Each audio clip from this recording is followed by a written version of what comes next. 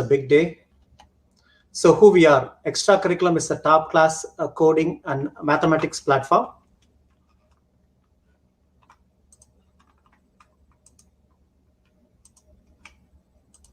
Just give me a minute.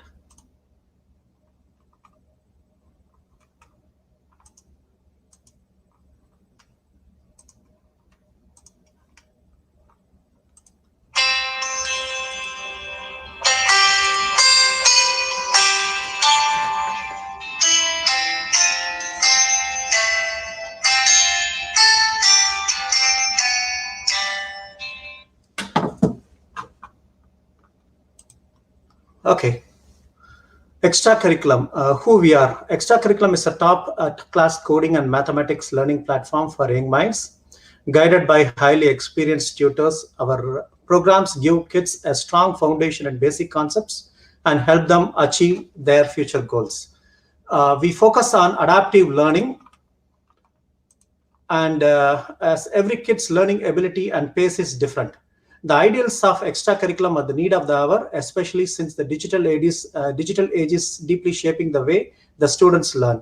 We believe that technology is as important in today's world as ABC or 1, 2, 3.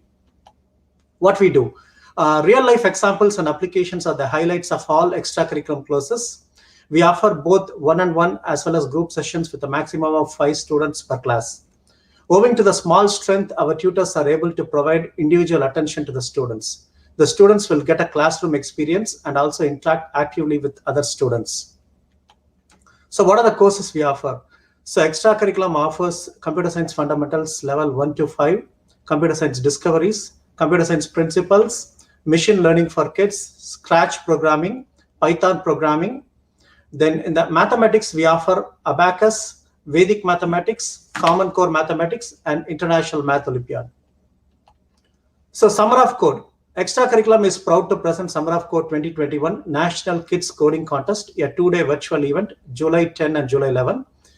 So participating in this coding contest helps the kids in becoming more efficient at solving problems. It helps them hone their coding skills and bring them up to the speed with a rapidly evolving technology. So we have a website, events.extracurriculum.com. So we have like multiple age groups like sub-juniors, juniors, and seniors. So yesterday we had this Kahoot quiz contest and virtual coding contest where we had like 70 plus participants. They participated, and this coding contest is completed. And today we are in front of you for Kids Developer Conference, which is live in YouTube and Facebook. So these are the syllabus that which we have given to the students, and I wish you good luck for all the presentations. So let us wait, like who joined the call. Just hold on a minute. So I welcome Satish Rajamani. So he's a good friend of mine. Satish, are you there? I hope you can hear me now. Yes, Satish, we can able to hear you. Thank you. Yeah, Satish Rajamani, thanks for joining today's Summer of Code Kids conference, like Kids Developer Conference. So Satish Rajamani, he's the key operating committee member of ATA. He's the CEO of 4Clover Technologies. He's also an adjunct professor at NGIT. Satish has worked for Cognizant as a director for enterprise application quality engineering. He's an IT leader, business coach, startup mentor. He helps small and medium business to scale. He has a passion for teaching and coaching. So welcome Satish Rajamani for our Summer of Code 2021.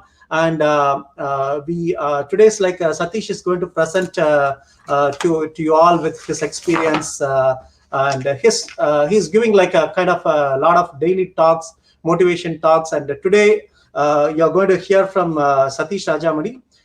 Yeah, the stage is yours, Satish. Oh, thank you very much. Really, congratulations to the extracurriculum leaders and the team for putting together such a wonderful weekend event.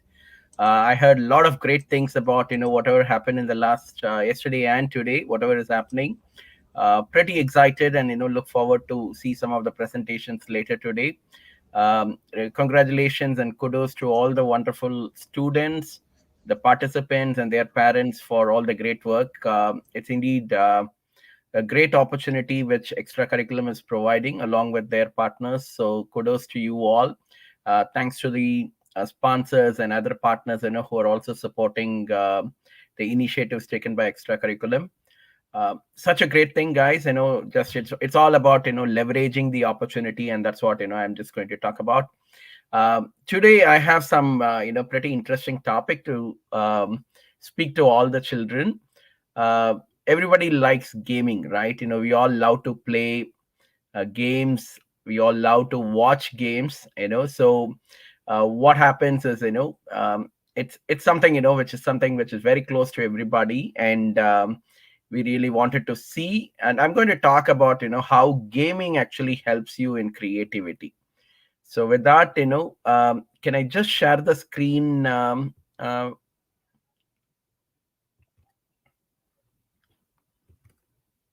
Yes, I'm just going to share the screen. Hope you all can see the screen.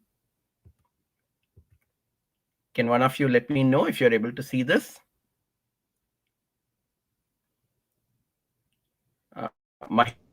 Yeah. Yeah. Hope you can see the screen. Okay. Yeah. Can you see my screen? Yeah. Just hold on a minute. Yeah. Okay. Thank you very much. So today I'm going to talk on something which is close to my heart. I always love speaking about creativity and even the extracurriculum, the initiatives which Mahendran and team have put together itself is an ability, it's an opportunity to all of you to show your creativity. I understand yesterday you had a coding contest, coding event, and it was all going on for several hours. And one key thing where each one of you were doing were showcasing your creativity, showcasing your hidden talent. And in that process, you were actually able to learn a lot of new things, create new ideas. And what you're actually going to do in the days to come is to incubate on your idea, grow on your idea. And who knows, there'll be a lot of entrepreneurs who are going to come out of this batch of students who are part of this course, right? This contest. So I'm going to talk about gaming and creativity for the next 10 to 15 minutes. We all know, we all like gaming. We all love watching games. Okay, and it has more or less, it has become an inseparable part of our life today, whether we like it or not. In fact, most of the even the mobile applications, mobile apps which we use even for our business or for day-to-day activities, these are all based on some of the concepts that are built in as part of the gamification. It's all about gaming. And above all, everybody wants to have fun, right? Nobody wants to really make the life very very monotonous. Nobody wants to make things difficult for anybody. So everybody wants to fun, and gamifications, games are certainly one aspect of our life that will bring in a lot of fun. But again, let me give it with a disclaimer. Let me start with a disclaimer. There is nothing which is a substitute to the actual world. And we all have realized that in the last 1+ year, close to 1.5 years, most of us are, confined to indoors. We are all had lockdowns, and we are all just waiting to go out. And I'm sure many of us have just started going out, started meeting people. So let me start with this disclaimer. Just because I'm talking about gaming, just because I'm talking about creativity and the relationship between gaming and creativity, does not mean it's going to be a substitute to whatever great work people can do by meeting people. There is always a social skill. There is always, all games and everything, these are all part of the virtual world. But in reality, there is something called the practical world, right? There's nothing, no substitute to that. Even now, when you go back to your grandparents, when you go and talk to your grandparents and your great grandparents, obviously they will come with a wealth of experience, and they are going to share it, and that will also help you in improving your creativity. There is no substitute to that. When you go and talk to experienced people, and I was just watching the Virgin space shuttle landing just few minutes back in the live event. There's nothing like actually looking at the reality of life. Okay, but gaming also contributes to enhancing one's creativity. So that is what I'm going to talk about. Okay, so just because my session is on gamification and creativity doesn't mean that Satish is somebody who is just advocating only for gamification to improve creativity. Okay, so just want to make that point very clear. Okay, having said that, we are going to have a lot of fun in our life, and everybody wants to have that fun, and that's where games do play an important role in bringing that the necessary happiness and fun in our life. Okay, so playing games, yes, at the same time, it's not just all about fun and games. When you're trying to play a game, and I'm trying to play a game along with my daughter, I play with my 10-year-old daughter a lot of times. I play in her Nintendo Switch and in other games. When we are actually trying to play, we get a lot of things. We try to bring in a lot of reasoning in our life. We challenge our own memory. We might be playing the same game the second time, third time, or the fourth time, but oftentimes we'll forget. So the memory will not be telling us, hey, this is a place where I got caught. This is a place I actually lost the game. Sometimes we even forget what happens when we play the game. So more we play, obviously it challenges our memory. It helps you in your navigation is something which is very important in your coding, right? And I'm sure the last 2 days you are all learning about the importance of navigation even as part of your coding, right? It helps you to solve various different problems in life. Okay, it could be a personal problem, it could be a business problem, it could be an entrepreneurial problem or a social problem. The games do help you in your problem solving skills. And more important thing, when you're playing a game, your hand and eye movement coordination actually improves. And I'm sure you'll all agree with me. Whoever is playing games, you will agree with me that your hand and eye coordination really improves the more you are engrossed in the game. But more important thing, being a technology course, we are all from the technology background, and that's what each one of you wanted to improve yourself on the technology side. That's where you're all part of today's session. It helps our knowledge of technology. Okay, it talks about what type of technology, what type of programming skills, what type of user interface skills that we probably need to build in as part of the games. There are many instances when we play a game, we'll come back and say the game concept is very good, but the user interface is not friendly, the look and feel is not good, the color choice is not good, right? Many times we have complained that. Many times we'll say the games is good, but it is very slow, it is not loading properly, right? So there are a lot of technology aspects which are also associated while playing a game. So when you're playing a game, don't look at it only from the perspective of just playing a game to kill time. It is not about killing time. It is all about having fun and at the same time learning out of the games. So when you're next time onwards, when you're starting to play a game, look at it with a new perspective. Okay, remember whatever I'm talking about today. Look at what is the color scheme. How are you if you're playing a game with somebody else? If there are 2 or 4 players in your game, how are you communicating with them? What type of technologies you think they might have used? What type of graphics they have used? How is the user interface? Is it friendly for you? Are you liking the way the navigations is actually created in the game? Start looking at it from that perspective. When you look at it from those aspects, I'm telling you, the output or the benefit which you're going to get from these games are going to be multifold. Okay, so that's very important, my dear friends. Next time onwards, when you start playing a game, look at it from all these dimensions rather than looking at it like a typical, in a monotonous way of just playing a game. Okay, having said that, let me introduce. Recently, a couple of years back, Iowa State University conducted a research.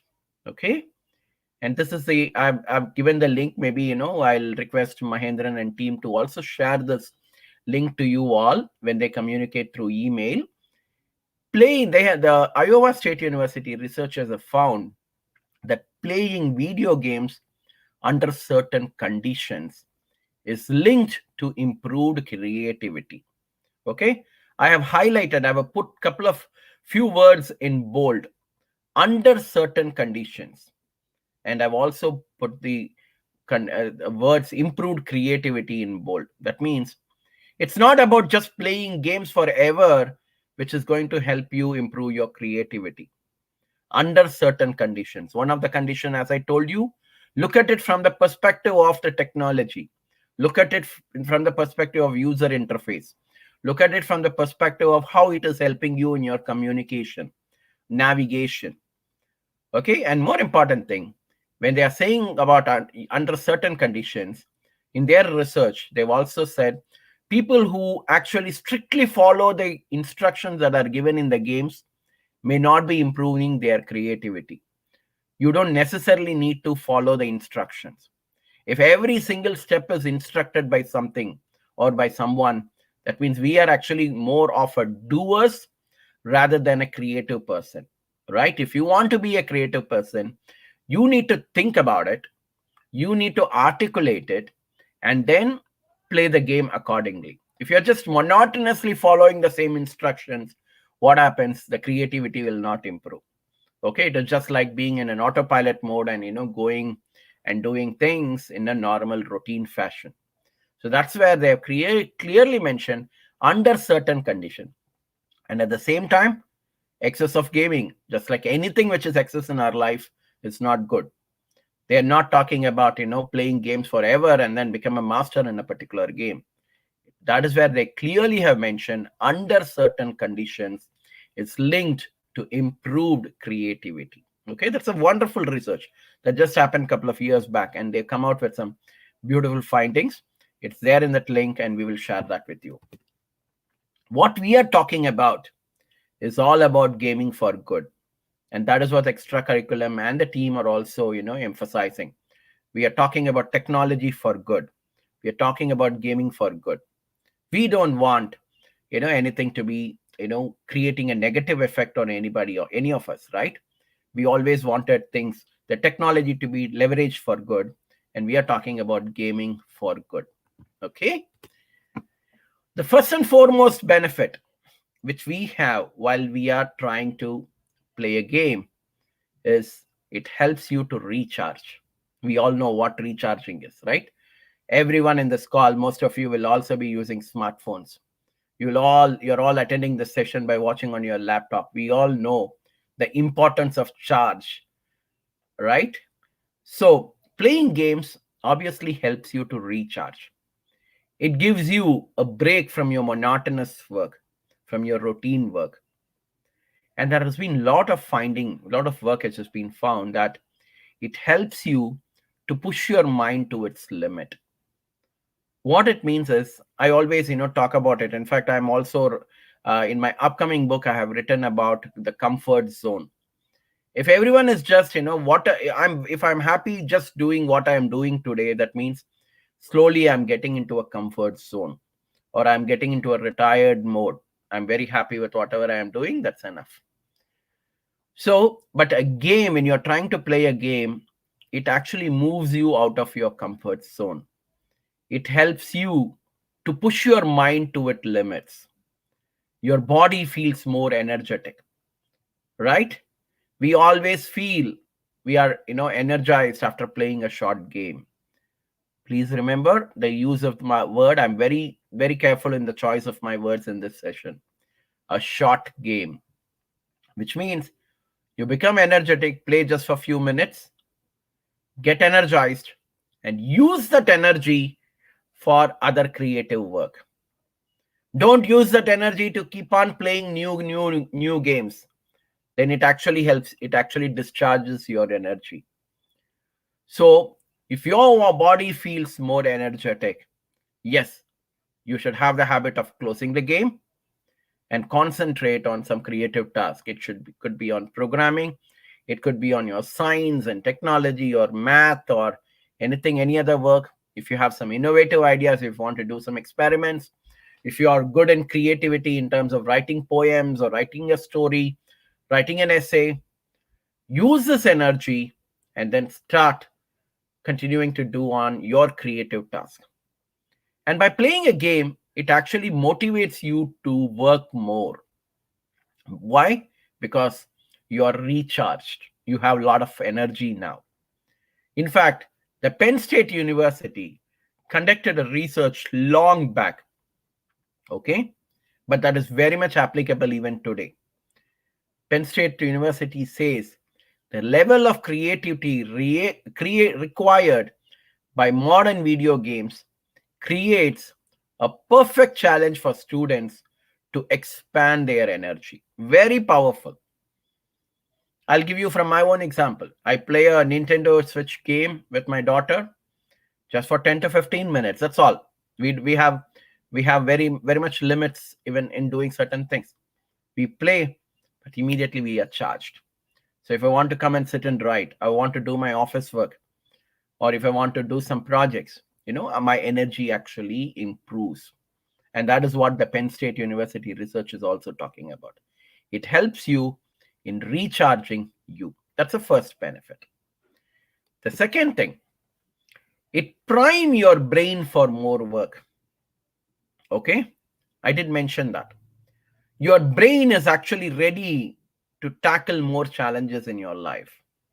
Because, as I told you in the previous step, your energy, you have got the energy, you have recharged, and you harness that energy from the games and apply it in other part of your life, in your other work. There's, I don't want to confuse you guys with more terminologies, but there is something called dopamine. It's a chemical which gets segregated which gets generated in your brain if you have the positive energy, and that is required to motivate you to do the work which you desire. So that is where, going back to the Iowa University's research, under certain conditions, and one of the condition is within a certain amount of time. You're not playing for the entire day, you're going to play for a particular time and get that energy and then apply it in my other work. The third aspect in any games, I always, love, every time I play a game, I look at how it helps my leadership skills. In fact, I've also had the fortune of working with some of the gaming companies as part of my business. We help them, we advise them in some of their IT related areas. We help them in their corporate applications. One of the key things I look at any games is how it helps me improve or equip myself with the leadership skills. When I was telling my daughter that I'm going to have the session today with you all, the first thing she said is, when I'm playing a game, Appa, it helps me improve my communication. How true it is, right? When you're playing game and two of you are playing, you obviously need to keep checking the other player. And at the same time, you also need to communicate with various other players and the various other factors in the game, right? So it helps us in our leadership skill. It helped me to improve my working with others. It helps me to communicate better. And in any game, be it a video game or even the physical game, be it a soccer game or a baseball or a cricket game, all that is required is, we need to have a good strategy and plan in place, right? You all need to have a better plan. Even if you're a tennis player or, you're a soccer player, we all need to have a plan in place. And this is what I always tell everybody. You plan, then you have to do as per the plan. And you also, once in a while, you have to check whether you are doing as per the plan and it is helping you to get the desired results. If not, if some corrections need to be made, or if you have to rework your plan, or if you have to do something else, you then need to act. That is what, we do in all the games, right? You plan to attack, you plan to win a particular game. So then what do? You don't stop at the plan, but you also do. Then what do? You don't check. You'll always keep checking the scores. You'll check what is your opponent's score. And then what do? We then try to take action. We try to act on how can I win the game, right? So that is what is called as a PDCA cycle. Plan, do, check, and act. And above all, it helps me to build my confidence. While playing a game, when I'm trying to win that in the 10 minutes or 15 minutes or 20 minutes, whatever time I spend, it helps me to build my confidence. Not necessarily I need to win all the games, but even if I lose, it will tell me, okay, fine, these are all the areas probably I should have done better. Next time, it's a learning for me for the next time. I can actually do a little more better next time. So it helps me in building the required confidence. Okay, so game, because this is very important to improve my creativity skills.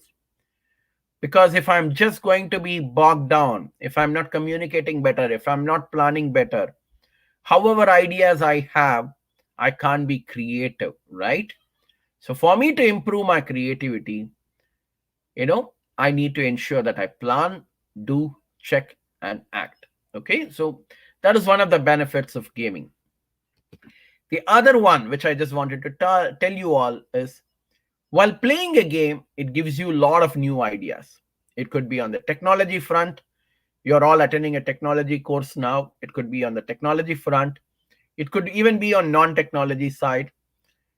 We actually try to come up with a lot more new ideas. It helps me to create new ideas. And what you now need to do, you have to then, take that ideas to the next level. And I'm sure you all know there are a lot of school students who are successful entrepreneurs, a lot of college students who are successful entrepreneurs, right? How do they do it? Because they have an idea. They don't sleep on that idea. They then go share their idea. They brainstorm the idea with some of their mentors and coach. They give their idea and then share with them and tell, hey, how can I now convert it into a product or a service? How can I even start my own company? How can it benefit my society? How can I benefit my own school or my college or my local community? People go and brainstorm. They do mind mapping. They try to map the ideas which I get to the practical applications, right? So that is where the gaming also helps you in creating new ideas. Okay, so what are the 4 things which we saw? Number 1, your game helps you recharge. Number 2, it prime your brain for more work. It helps you equipping yourself with the leadership skills and then help create new ideas. Okay, but remember, as I started, for anything in life, be it in business or in personal life, it all boils down to the keyword of discipline. While we spoke a lot about how gaming helps me in improving my creative skills, we spoke about the positive sides of the game. It is also important we should be disciplined in the way we are actually utilizing the technology, utilizing the games. And that's where I really wanted to say there is a time for everything, and everything need to be done at its time. The saying is very important. So even for games, you need to have a specific time. It has to be planned in a given time frame. You just can't be playing for the entire day. Maybe a 15 minutes time slot, a 20-minute time slot. Usually 20 minutes is the most prescribed time as per the researchers. 20 minutes of game, get the energy, apply it elsewhere, be more creative, come out with new ideas, and then improve on whatever you're doing. So I always wanted to say this: there is a time for everything, and everything need to be done at its time. Just like any gadgets, be it a television, be it your smartphones, be it laptop, be it internet, whatever it is. There is a time for everything and everything at its time. Okay? So the games does help us a lot on our creativity. So the question is, are we going to use it in the most disciplined fashion? Okay? So with that, I'm really happy that I was able to, interact with you all. So, with that, I wish you all the very best and look forward for a lot more creative ideas coming up from this team. And look forward to see some of your presentations. And also, more important, people like the mentors like, Mahendran and others will be very happy when they see, a lot of entrepreneurs, a lot of leaders coming out, technology leaders coming out of this particular team. And I also look forward to, meet you all sometime soon. With that, thank you very much, Extracurriculum, for giving me this opportunity to interact with wonderful minds. Back to you, Mahendran. Yeah, thank you, Satish Rajamani. Thanks for your presentation. It was an amazing presentation. It's need of the hour. The kids needs a proper guidance how to use the gadgets and the gaming, whatever the 4 suggestions that you have given. I think it is needed, and it is a universal concept for everyone to follow. I hope the kids got some valuable suggestion and tips. I request everyone to watch Satish Rajamani's daily podcast interviews. Very good, Satish. Thank you for being a great support to extracurriculum and it's my being pleasure. a good spokesman for us. So we want you to stay at the backstage, and once the kids presentation starts, we want you to give some kind of feedback to the kids. So our next topic is Sweta's journey in becoming White House champion of change. So here we have Sweta Prabhakaran. Sweta's dad, Prabhakaran Murugaya, he's a serial entrepreneur, and I'm glad that Sweta is doing good. So just a few introduction about Sweta. So before her freshman year of high school, Sweta had no idea what computer science was and never imagined that one day she would be teaching students to code. However, she took an intro class as a 9th grader and hasn't looked back since. Guys, Sweta has started coding at the 9th grade, so just make a note of it. Sweta is the founder and CEO of Everybody Code Now, an international nonprofit working to empower the next generation of leaders, technologists, and entrepreneurs through technology education. For her work, she was named a 2015 White House Champion of Change under President Barack Obama and served as student advisor for former Lady Michelle Obama's Better Make Room higher education campaign. Sweta grew up in the Washington, D.C. area and studied at Thomas Jefferson High School for Science and Technology, a Virginia Governor's School and STEM magnet program. She just graduated from University of California, Berkeley as a Regents and Chancellor Scholar, majoring in computer science and dance performing studies. And she will be working at a startup in San Francisco. So we are very glad to have Sweta Prabhakaran to talk to you. Guys, she is a role model for you all. She has been White House champion, White House champion of change. Welcome, Sweta Prabhakaran. We like to hear from you, and you can present your slide as well. Yeah. Hi, Mahendra and Uncle, and hello to all of you participating in this event. Thank you so much for having me, and congratulations on the hard work you've done on your projects just to get to this point, and for taking the time, even on a weekend in the middle of your summer break, to learn these skills and learn more about computer science and coding and the world of STEM. And you all have already done so much more than I ever did at your age. I definitely was not doing summer programs. I definitely did not know what a hackathon was when I was your age. And so now I'm a little scared, and I'm glad that I do not have to compete with you all in school, because I don't think I would be able to keep up. But as Uncle said, my name is Sweta Prabhakaran, and I am 21 years old, and I just graduated from college. And I started a nonprofit when I was in high school to help teach kids to code and make computer science education more accessible to students around the world. But my story, I think, personally, starts much earlier than 9th grade, when I was 13 years old.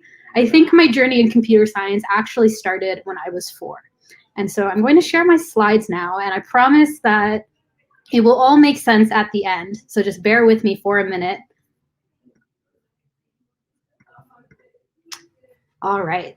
So stories from a pirouetting programmer. What does that have to do with teaching anybody to code? What does that have to do with a hackathon? Why am I talking about pirouettes?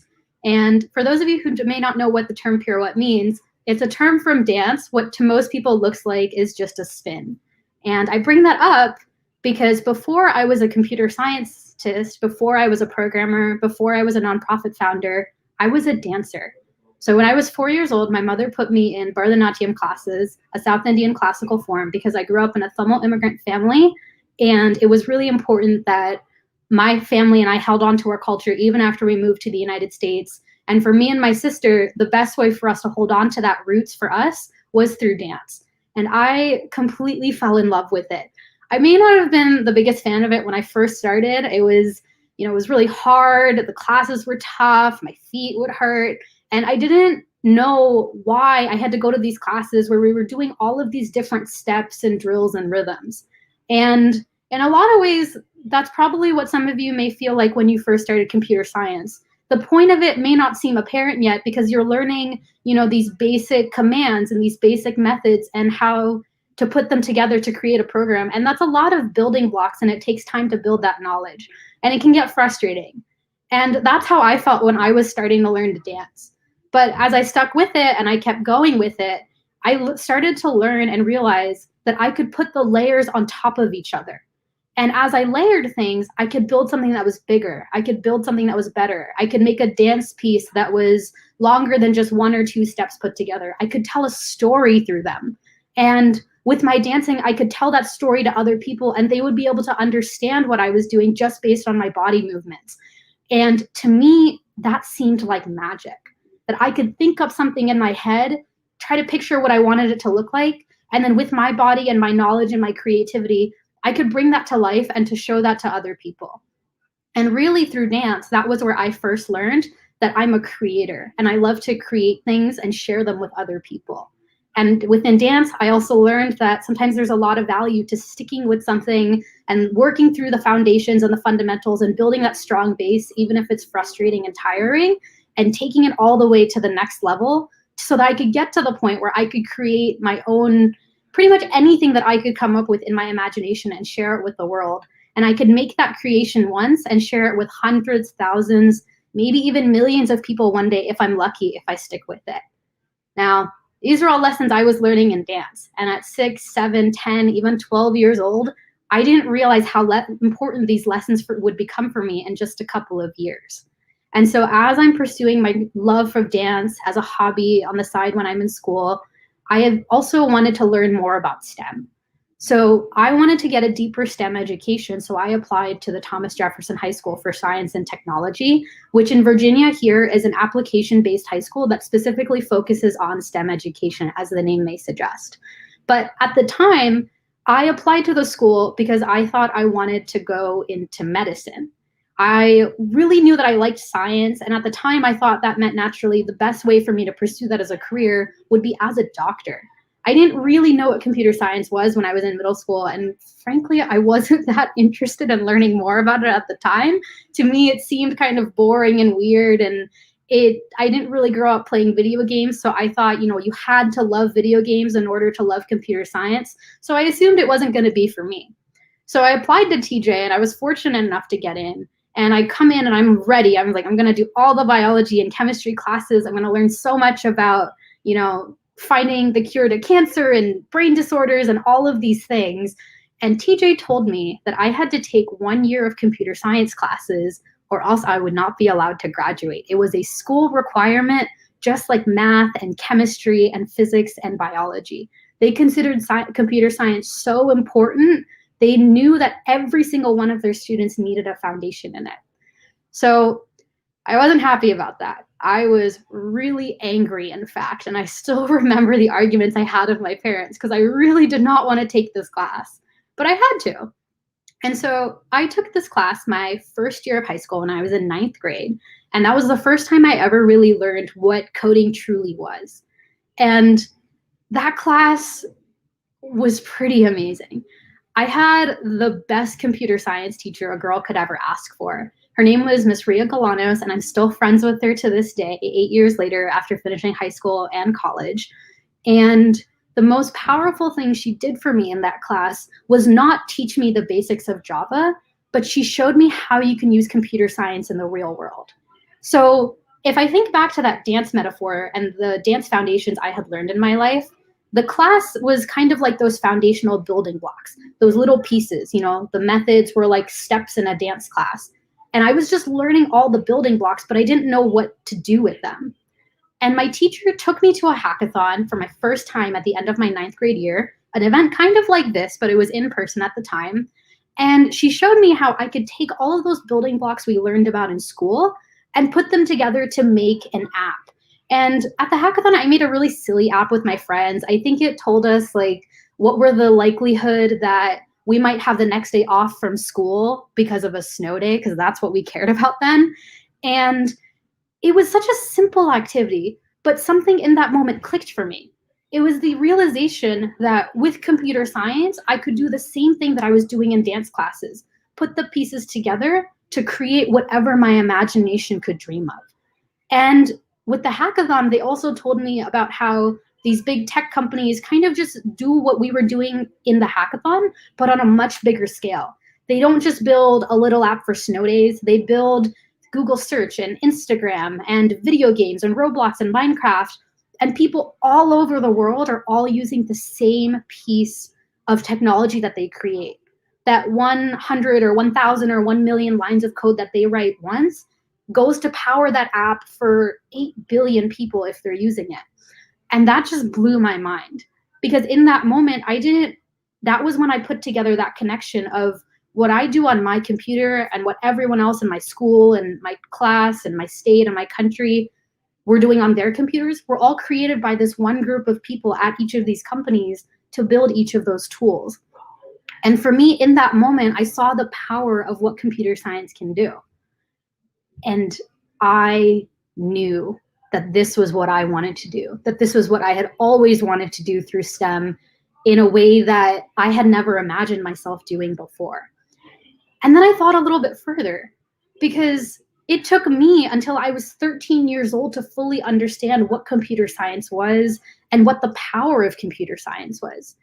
And to me, that seemed a little silly. It seemed like, people should be learning about these things when they're much younger. You should know about computer science and what you can do with it just as early as you learn that biology eventually goes on to power medicine and what doctors do, in the same way that chemistry can be used in all of the other fields that power our daily lives, from our household products to, the games that we play and everything in between. And that was when the idea for Everybody Code Now, my nonprofit, slowly started to come to life. So I went to my computer science teacher and I asked her for help with this idea, which at the time was, I wanted to help teachers in other subjects like biology and math and art learn how to integrate computer science into their classrooms so that students could see how CS is used in every part of their lives. And they could start learning that from a young age so that it's as natural for them to think about computer science in the same way that they think about math, because math is everywhere. And we know that since we're little kids, but we didn't think about computer science in the same way back then. This was back in 2013 and 2014, and the CS education movement was still pretty small. It was really just beginning then.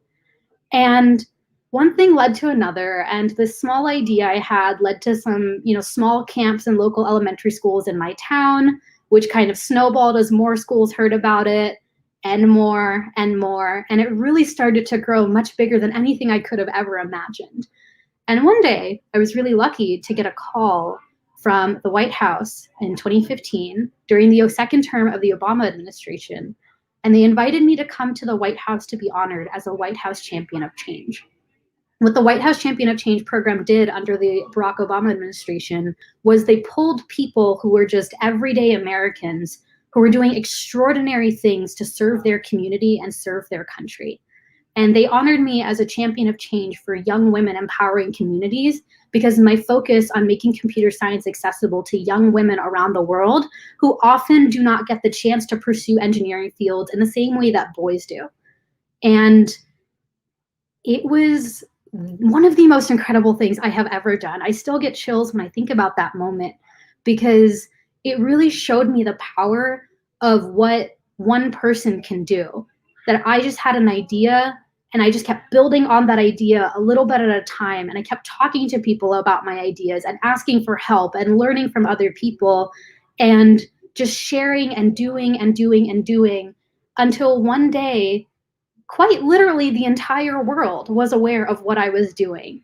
And they wanted to help me with it and they wanted to support me with it. And from that opportunity at the White House, came the chance to scale my work in a way that I could have never imagined. It's the reason why I'm talking to all of you today and sharing my story with you, with the hopes of telling you that, these things start really small. It's those little fundamental building blocks, just like in a dance class, just like in a computer program or your computer science class. And you build on the pieces over time with determination and discipline and lots of hard work. And someday all of those building pieces come together, and suddenly you don't just have a brick, you have the Great Pyramids of Egypt. You don't just have a block of stone, you have the Taj Mahal. And you don't just have a little computer science program that tells you if tomorrow is going to be a snow day. You have an international nonprofit that has now worked in 12 countries and with hundreds and thousands of students to show them the power of computer science and the power of algorithmic thinking and the power of pursuing your dreams and your passions with everything you have. And hopefully one day you can use those same lessons to pursue your passions and your ideas to make an impact on the world in your own way.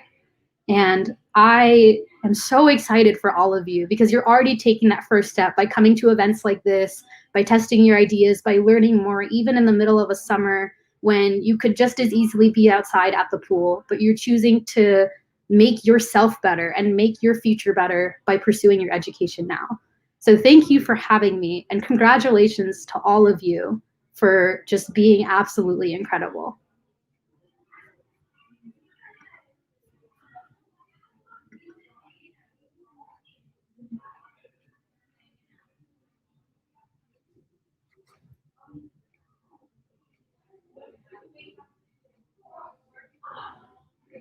Sorry, I was on mute. Sweta, thank you. It was an amazing presentation. Definitely, you're a role model to the kids. You did amazing career, and you have just graduated from University of Berkeley. I'm sure that your story would inspire a lot of kids. Thank you, Sweta, for coming here in spite of your busy schedule at the college. We appreciate your time, and I hope the kids got a lot of inspiration from your talk today. And I hope one of our kids from extra curriculum will be someday become like White House champion of change. So we wish you good luck. Yeah. Thank you. Thank you. Okay. Thank you, Sweta, and you can stay online at the backstage for a few minutes, and the kids are going to present in next few minutes. So next is like I welcome Mr. Andy Giri. Let me add him to the mainstream. Welcome, Mr. Andy Giri. Andy, you can switch on your video and you can unmute yourself. Today's topic, what Mr. Andy Giri is going to give is why kids should learn coding at an early age. Talking about Mr. Andy Giri, he's the CEO of SoftSquare. He's an IT leader, serial entrepreneur. He is involved with several non-profit associations. He was the president of Washington, D.C. Tamil Sangam. He's an active contributor for FETNA. And he has mentored several startups, and he's an inspiration for people like me. Welcome, Mr. Andy. We look forward for your presentation. I hope the kids will learn some important tips from you. Yeah. Okay, thank you, Mahendran, for the kind words. And of course, you helped me build our product business also, which you didn't mention. And you yourself are an inspiration to many other people apart from myself. Also, the two people who spoke earlier, Satish Rajamani, who I've known for a little bit, who spoke on gaming and how it improves creativity for children, as well as Sweta. I know Sweta's dad very well. I'm sure he's listening now, and very inspiring for kids. So I would like to throw a different perspective in the sense that, I mean, coding is what the extra curriculum promotes as an organization. But I would like to go back a little bit behind into algorithms, very, very simple descriptions, and then I'm hoping that this will be useful to you. So let me start off with what algorithms mean as kids. You all know that your morning routine is common wherever you are in the world. And these are the steps. You wake up, you brush your teeth, you get dressed. This is a routine, right? So routines are algorithms. And that is, I mean, what you implement in your computer programs and extra curriculum is not necessarily these, but the idea is the same, right? So it is step-by-step approach. So whether you're a programmer, whether you are an inventor, whether you're an entrepreneur, everyone goes through some algorithms. But of course, there are different kinds that I'll quickly define. I'm not going into the details of these definitions. This is just for your basic information. So algorithms have to be precise. They have to be unique. They have to be finite, right? You can't have something which is blurry and infinite, right? There has to be definitiveness. Of course, you have inputs, you have outputs, right? So in a computer program, you do these things, but in real life and in heuristics, which I'll quickly get into. It is a bit heuristic is more non-deterministic, right? So heuristic means cognitive, right? Our brain is more cognitive than a computer currently is, right? Not all computers. I mean, traditionally computers have been only computational, but increasingly, as you know from your phones, you have all these language translations. You have auto text generation. All these things are AI in some form, right? Those are more heuristic, while the ones that you learn in extracurriculum today are more algorithmic. They're more structured and they have a plan. So a couple of examples which are from real life. I mean, making a cup of coffee machine, I think, is purely algorithmic, but of course some aunties make better coffee than others, right? So there are techniques of making sambar or coffee or whatever you make. So there is some heuristics to that, but I think it can be fairly determined to be algorithmic. And of course, anything with numbers is mostly algorithmic. And stock market, right? I mean, you can say it's all about numbers, right? There is PE ratio. There is all kinds of numbers you can get from finance.yahoo.com and any website. But then no one can master the stock market, right? There is some amount of heuristic, some amount of human intelligence necessary to execute and make money on the stock market. And of course, playing chess. I have an interesting example. I mean, these are simple definitions. I don't want to go into them in detail.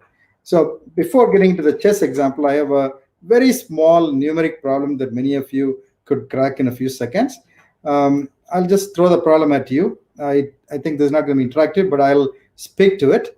So as you can see, how do you find the largest whole number whose sum of digits is 12 and product of digits is also 12, right? So how do you attack this problem? So let's say you start from sum of digits. First of all, it's a whole number. So if sum of digits is 12, it can be 1 and 12. Of course, digits, right? We are talking about digits. So it cannot be 1 and 12. It could be sum. So it could be, say, 2 and 9. 3 and 9, and then 4 and 8, those things, right? But if you attack it from a product perspective, it is determining the solution based on product, it's actually easier, right? So let's start with that, right? So there are less combinations of product resulting in 12 than sum resulting in 12. So I'm taking that approach. So let's say 2 by 6, right? So if you combine 2 and 6, and it immediately is 12. But then how do you make the sum as 12? You need to add ones, right? There are a few of them. I'm just throwing a few of those numbers. So the question is about finding the largest. So among this, 62 or 621,111 is the largest. So let's look at it a little more deeply. There is also 4 by 3, isn't it? Right? So 3 by 4.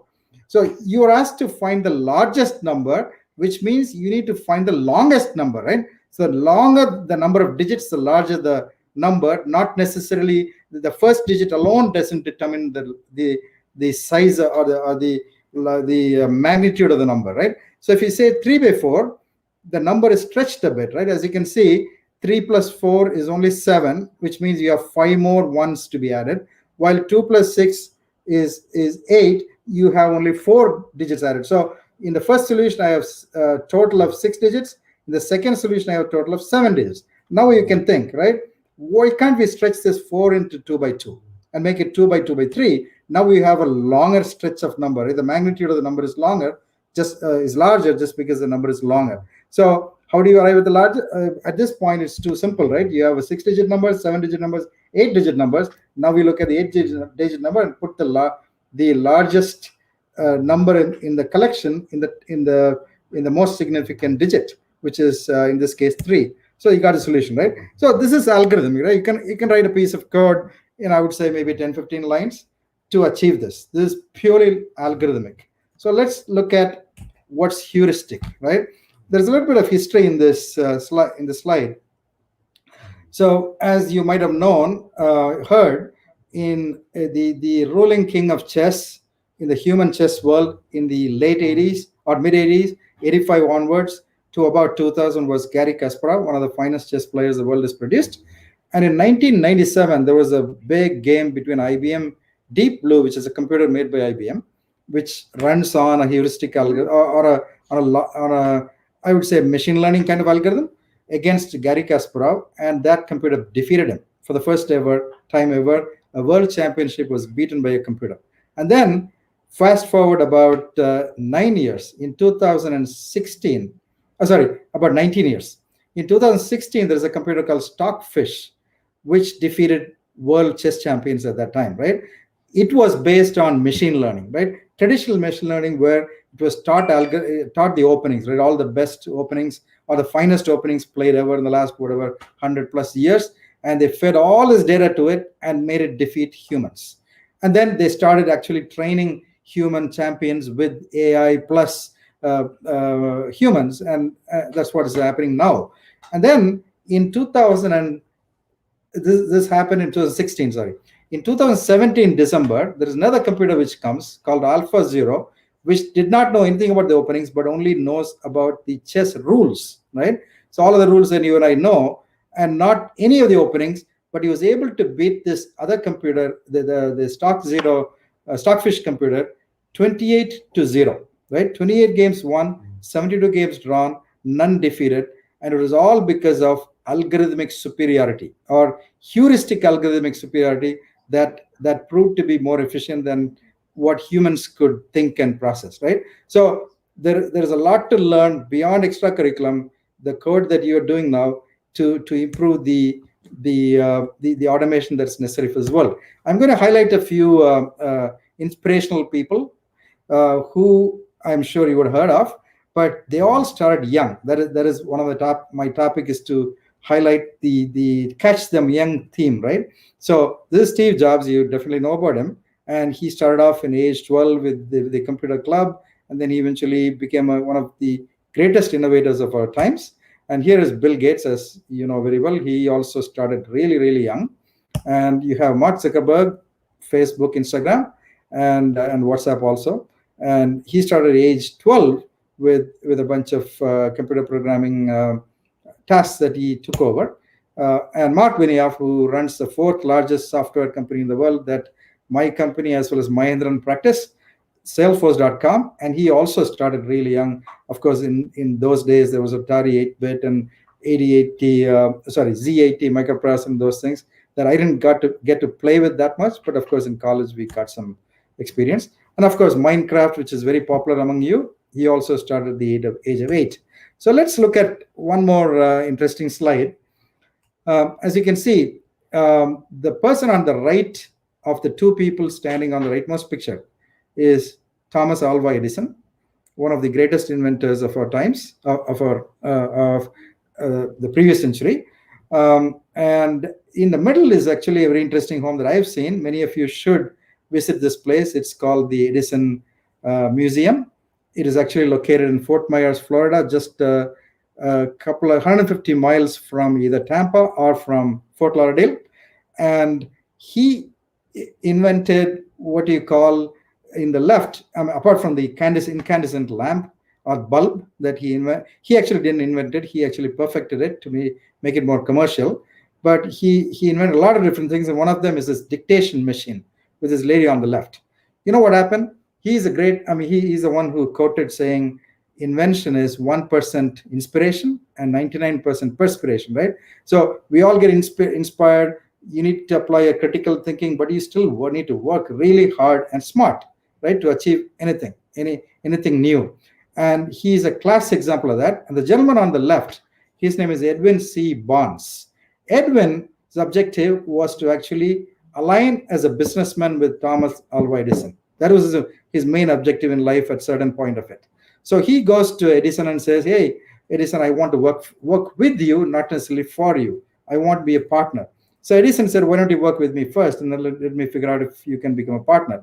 And Edison invented this machine on the left, could not sell it, and this gentleman, Barnes, went ahead and aligned with him and sold a whole bunch of them. So he came up with some innovative techniques to sell. So his persistence paid eventually, right? He worked for years with Thomas Alva Edison to impress him, find the right opportunity that came into his door when Thomas was not able to sell his machine, and this guy eventually got it done. So that gives, I'm sure that is an inspirational story that from far previous era.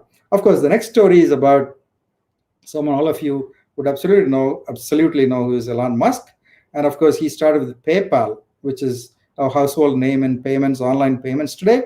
And of course, some of the interesting things I've read in his book is he wanted to solve energy security for the world, right?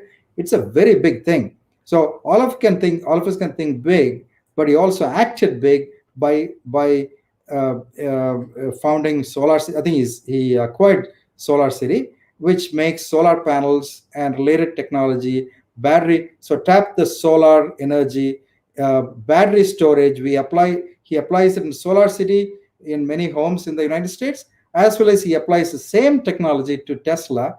Obviously, it's the fastest growing car company in the United States. So, and then SpaceX for space exploration, and then you have Starlink for internet in rural towns, not necessarily in the cities. Then, of course, Hyperloop and Boring Company to bore tunnels for human communication for the future, right? So that is a lot of innovation that one person has achieved, and I'm sure you all coders have the capacity and the mettle to get to this stage at some point in your life.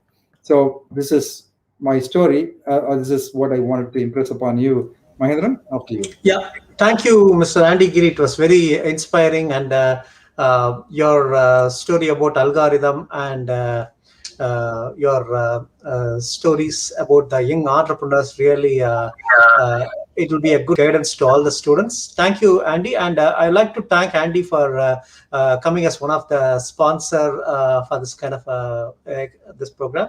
Just hold on a minute. Yeah.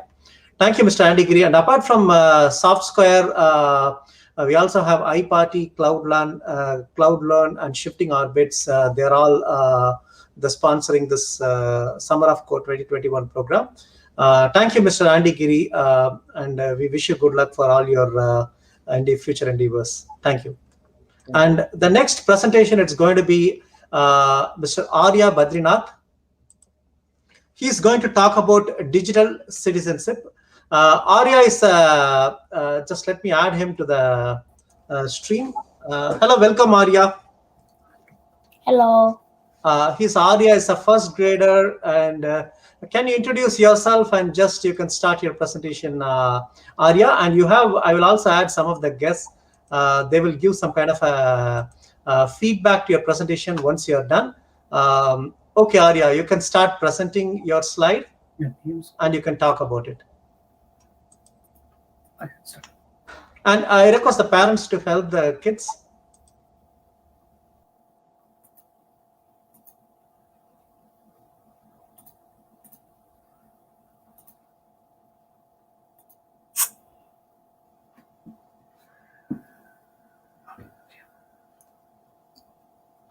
Let's start. Good afternoon, everyone. Good afternoon, everyone. Welcome to Kids Conference 2021. I am Arya Badrinath, and I'm going to talk about digital citizenship today.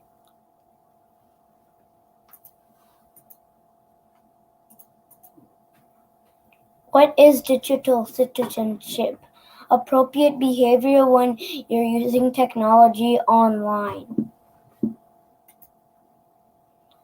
Who is digital citizen?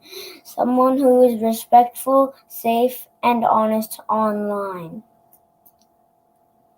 These are the topics that I'm going to cover today: internet safety, internet ethic, internet credibility.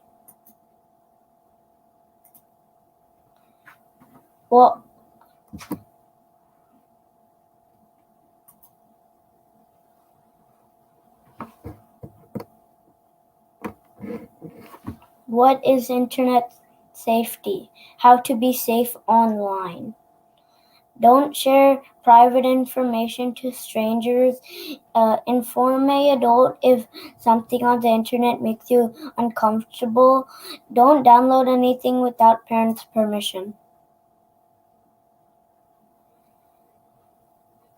Never share personal information. Do not post photos without parents' permission. Don't chat with strangers. Don't respond to hurtful and insulting messages. Tell an adult or parent if something on the internet makes you feel uncomfortable. Don't buy anything without parents' permission. Set time limits for being online.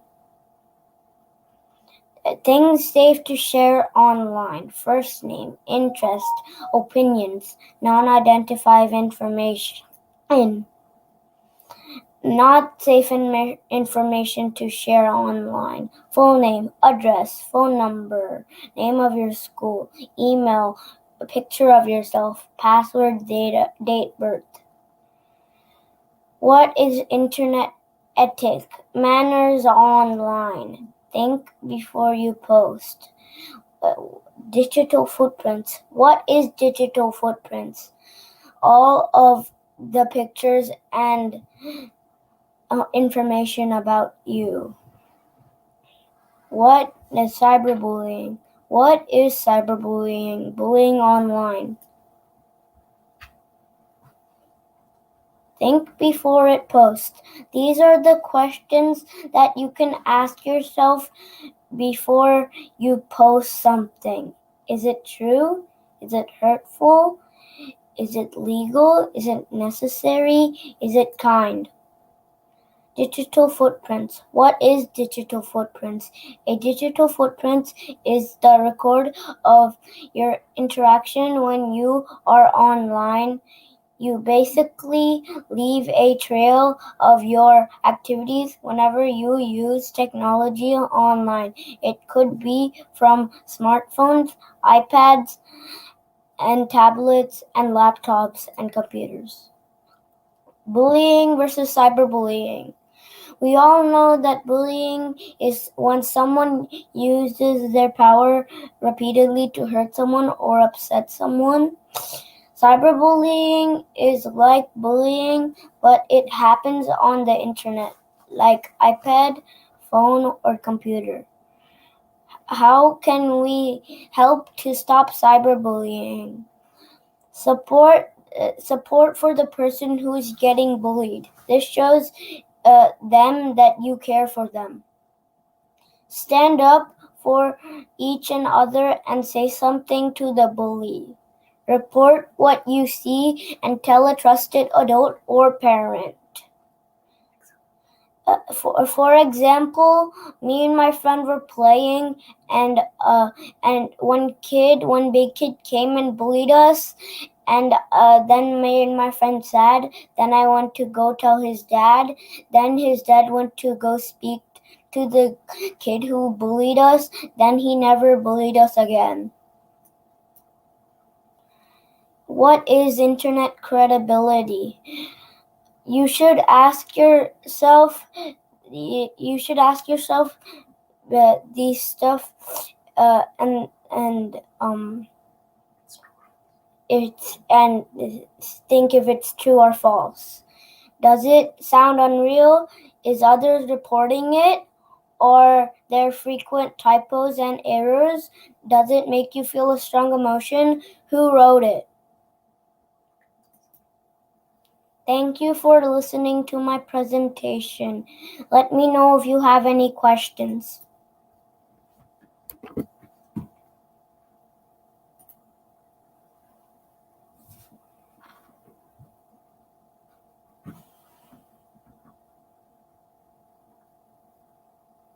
Hi, Arya. That was a wonderful presentation. Really, I could see that you have put in a lot of efforts to present it. Really appreciate your enthusiasm. And I wish you all the very best. You have touched upon such an important topic, which is not applicable only for the kids, but anybody who is on internet, be it old people, experienced professionals, it's applicable for everybody. Appreciate your wonderful effort, Arya. We are proud of you. Thanks for sharing it. Thank you. All the best. Thank you.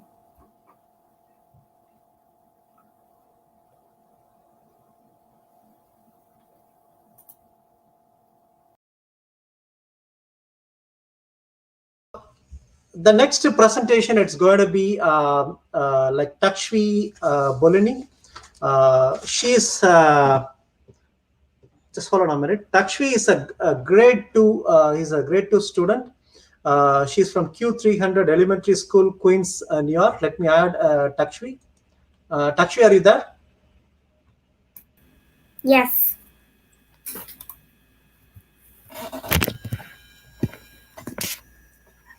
Hi, my name is Takshi Bellini, and I'm gonna go to second grade next fall, and I like video games, and I'm gonna be presenting about video games. Mr. Satish Rajamani actually talked about video games too, so now I know a little bit more of points to talk about.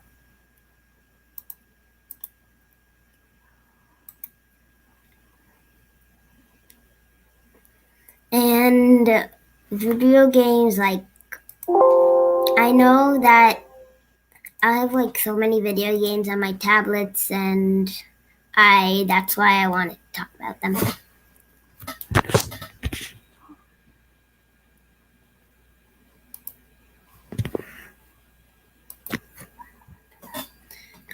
So we're gonna be scaring the screen, and it's gonna take a little while.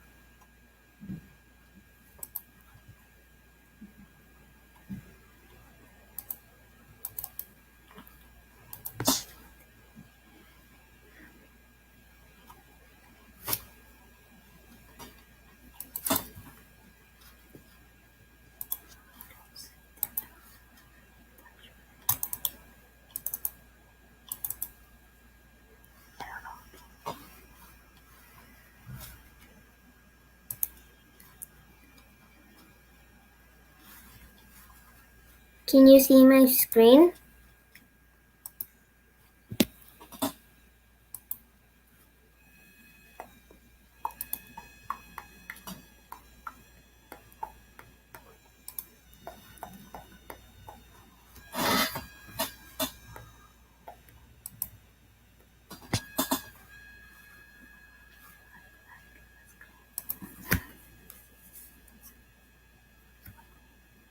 One moment.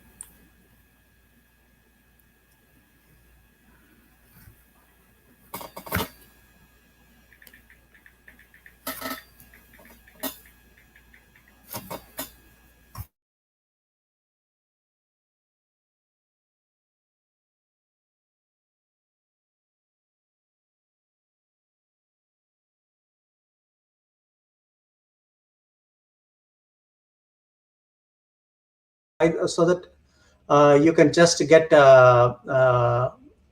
ready. Okay. So let me just bring in Anirudh Vishnu Prasad.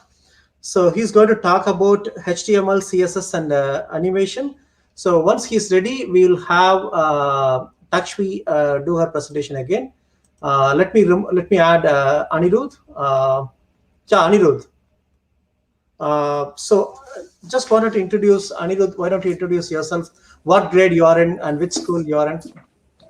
Hi, my name is Anirudh. I'm in 5th grade and I go to Hoover Math and Science Academy, Schaumburg, Illinois. And like. Anirudh, can you share your presentation? Yeah, sure. Yeah.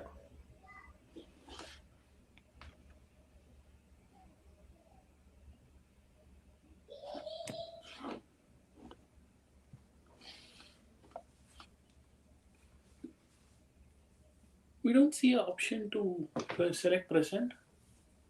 Yeah, you should be having an option to share your screen.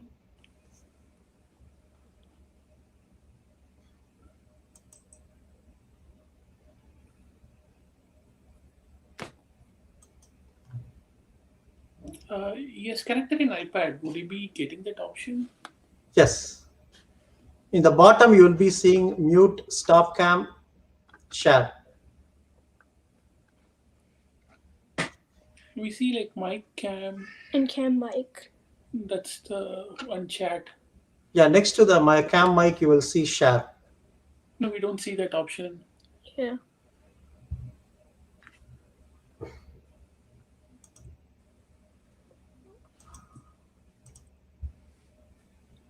Okay. Just give me a minute. Sure. So you're not seeing the presentation? No, we don't have an option to share. Yeah. Okay, let me add Takshvi. Meantime, you will get support from our team Sure. to do the sharing, or if you can join from your laptop. Let me add Takshvi again. Takshvi, you can do the presentation. Can you able to share your screen, Takshvi? Yeah, I'm trying. 1 moment. Share screen. We're trying to. Yeah. Can you see my screen? Yes, very good, Takshvi.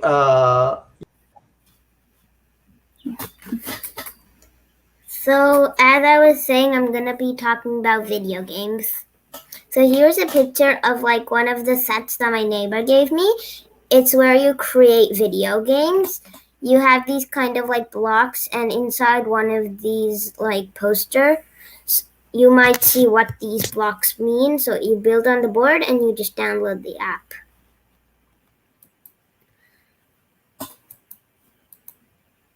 So, topics. What is video games? History of video games, types of video games, benefits of video games, how to be safe while playing video games.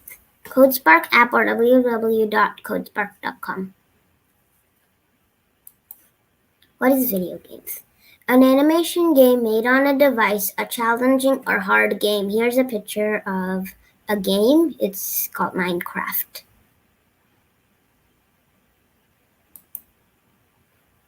History of video games. Trivia answers. William Higginbotham invented the first video game. The first game made is Pong. Pong is a simple tennis game played. Why did William create the first video game? He invented video game to that science isn't all about war and destruction. He wants everyone to realize reshaping the entertainment industry. Types of video games. There are 4 different types of video games: animals, arts, fighting, building. Benefits of video games. The benefit of a video game is that some people say video games are bad for you, but actually they're kind of good for you. They help kids be creative and make their building, collecting, and fixing skills better. How to be safe online. You can be safe online by going to your safe websites and channels. Follow the family rules and never post personal information without parents' permission. Also, do not visit others' personal information posted. CodeSpark app. CodeSpark is an app where kids can make video games and stories. There are pets, food, coins, stores, characters, and stars to enter game or story. CodeSpark is a very fun app. Go to the next slide to see one of my best stories and games. CodeSpark video games.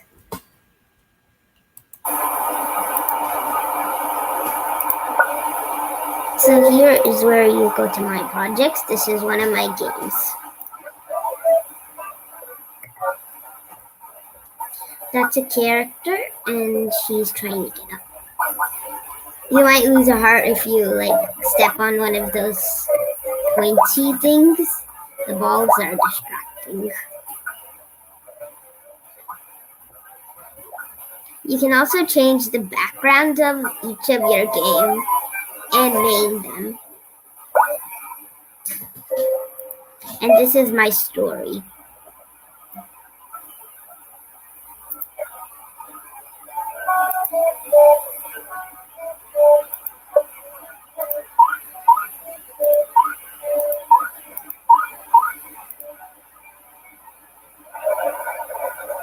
You can also name your stories and share them too.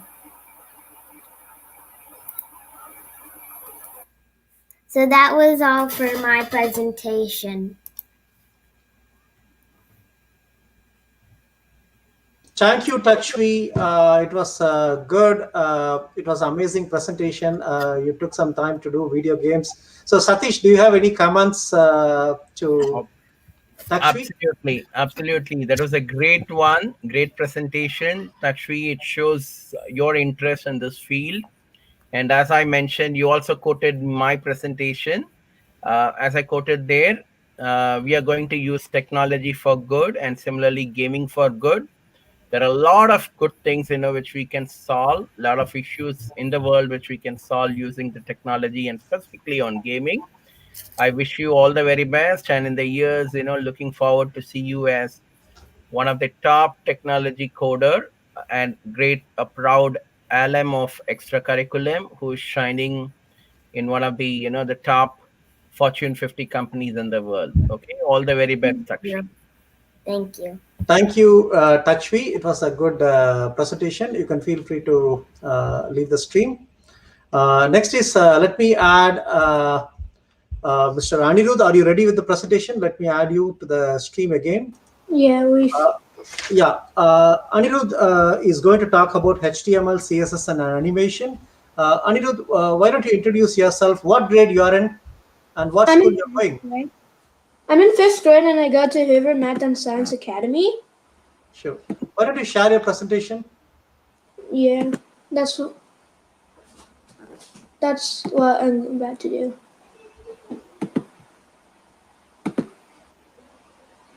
You got it? Yeah, we got it. Yeah.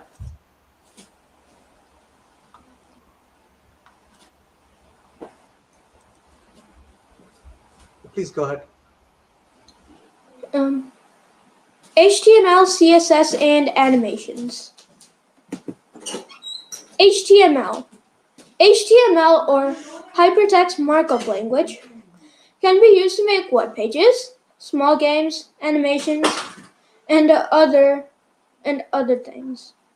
With CSS, you can add styles to HTML. But you will learn more about this later. There are specific tags for HTML, such as HTML and -HTML. This will signify the start and end of your program. Another important tag is length, rel, style sheet. href equals style.css. This will link CSS to HTML. CSS. CSS is for styling, such as color, border, background color, background border, and more. It is very useful when you want something to have color in HTML. CSS can be used in animations too. It adds color to animations and can help make it differentiate from backgrounds and other characters. Animations. Animations can be movies, games, and other forms of entertainment. They can be forms of entertainment or what you see in phones, laptops, PCs, iPads, and more devices. Even an icon on a device is an animation. Animations can be a lot of things. How all three help each other. They all help each other by HTML and CSS help make good animations, and HTML helps CSS by making objects for CSS to color, and CSS helps HTML to make things colored. Button, dash button. More types of code in HTML. Button, dash button. Makes a button. Image. Makes an image. Center, dash center. Centers whatever is inside the tags. These are some of the many tags in HTML. There are more complex things inside the tags like ID, rel, href, and more. More about CSS. CSS tags are different than HTML tags because they can go like P, text color, border color, like whatever styling you want to do, and then whatever color you want inside the curly brackets. This is just to make the text color blue, but you can do more things in CSS. More about animations. Animations can be used in games and movies. Animations are just drawings put or made on a computer. They are things on daily entertainment. Making animations takes a lot of time. You need to think of all these steps, such as thinking about your characters, then drawing the outside of them, then coloring the inside, and finally the highlights, color choices, and final details. Thank you. Thank you for taking the time to see my project, and I hope you enjoyed. Hello, Anirudh. It was a good presentation. So you'll have some comments from Satish Rajamani. You can unmute yourself. Yeah. Hi, Anirudh. That shows a lot of passion you have in coding, and HTML is such an important topic and such a basic topic. But at the same time, it can be taken to any advanced level. You can do a lot of wonderful things using it. Yeah. So please do continue your passion. You're going to have the mentors, and they're all going to help you out.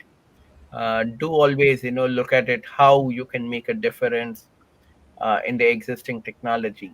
Start focusing on that. I wish you all the very best, and look forward to see many of your projects in the days to come. All the best. Hey, Anirudh, just few more comments. Just start, don't give up, like the HTML JavaScript. Even today, myself, Satish, we are using. So keep Correct. practicing, learn some advanced frameworks, keep practicing, try to do work for some non-profit organizations, volunteer at very young age. You'll be a great developer very soon. So keep working hard. Thank you, Anirudh, for joining the contest and learning some latest technologies. Thank you. You're welcome. And thank you. Thank you, Anirudh. Our next presentation, it's going to be 5 different code languages, and it's going to be from Vikrant Ramesh. Vikrant, let me add you to the stream, and you can share your screen, Vikrant, and you can introduce yourself. Okay, I'm Can going you to share your screen, Vikrant? Okay. Slides. You should be having a button called share. Can you see my screen? Yes. Can you tell me what grade you are in and what school you are going? I'm going to 6th grade. I am going to Hopkinton Middle Schools in Massachusetts. And yeah. Very good. Please go ahead. So I'm going to be talking about 5 different code languages. I'm going to be, if you don't know what a computer is, computers can be like a servant to you, a servant to us. Whatever we tell it to do, we program it and it does it. It needs to be structured with programming languages, and those are the ones I'll be talking about today.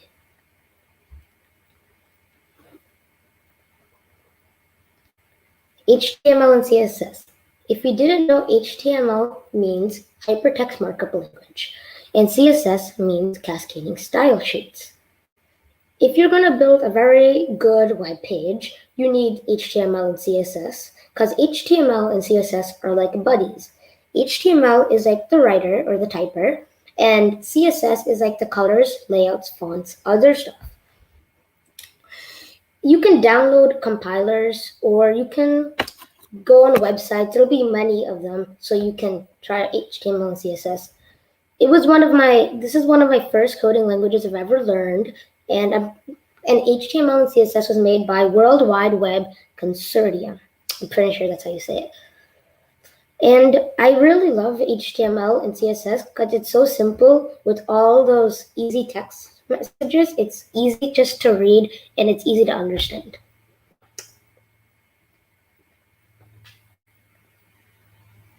Java.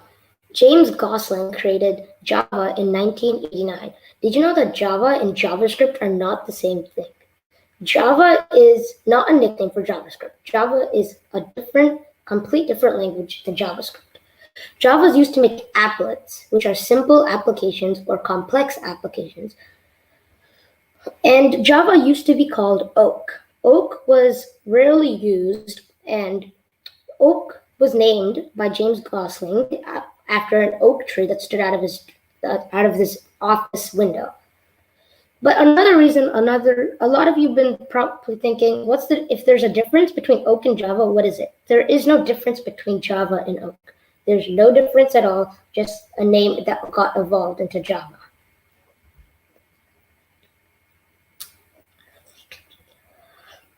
Python. A lot of you probably know what Python is. It's a snake and a coding language. Guido van Rossum made Python in the 1970s. In the 1970s, this is a fun fact how he got the name. There was a circus named Monty Python. When Guido went to one of their concerts, or whatever a circus thing is, he saw that the circus was called Monty Python. And when he was making his programming language, he thought, why not name it Python? So that's how they named Python. My dad is a computer maker. He makes computers for financial advisors, and he told me that he uses Python in his job. So I was thinking, how can he use Python in his job? But when he explained it to me, it was really he started explaining bit by bit, so I started understanding what he meant. And this is a challenge for everyone, but if I'll ask you if you can go ask your parents if Python has to do anything in their job. But that's only if you want to. Oh yeah, Python is used for web development, machine learning, operating systems, and video games, etc. Scratch. Scratch is a visual programming language. It has a feature to share your online projects in has a feature to share your projects in an online community. Scratch was the first programming language I've ever used, and it was made by MIT programmers. And I started slow when I was using Scratch, but I started working harder and harder, and it started getting easier and easier the more I recommend Scratch being a beginning because I'm pretty sure there's a button that you can see what's inside of the blocks you placed. It would show Python or Java. And if you're done and you don't like Scratch anymore, or you finished it and you want to try something new, Python and Java would be good because Scratch blocks you used had Python and Java inside of it. So that's why I think Scratch would be good if you want to start with it. And Scratch is simple. It's like Blockly. If you know what Blockly is, they drag blocks into a shell, and there's a code. And Blockly is as good as Scratch, but whatever you guys like is whatever you like. But Scratch, in my opinion. Ruby. Ruby was made by Yukihiro Matsumoto in the late 1900s. Ruby was the only programming language I was confused about why I did it. When I was learning about it, I was reading articles and my friends talking about it.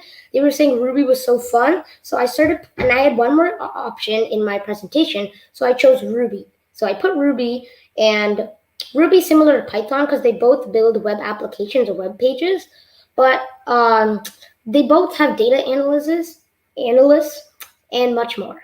The name they got Ruby from is an online meeting between Yukihiro Matsumoto, the creator, and Kiju Ichitsuka on February 24th, 1993. Fun fact, my birthday is 2 days before that, and I'm still trying to find a Ruby compiler, but Ruby is something I still have to try, and I recommend you guys should try after I've been reading about it. These are optional videos, but I don't think we'll have time for watching these videos, but I will send the links in the YouTube chat. And yes, yeah, thank you.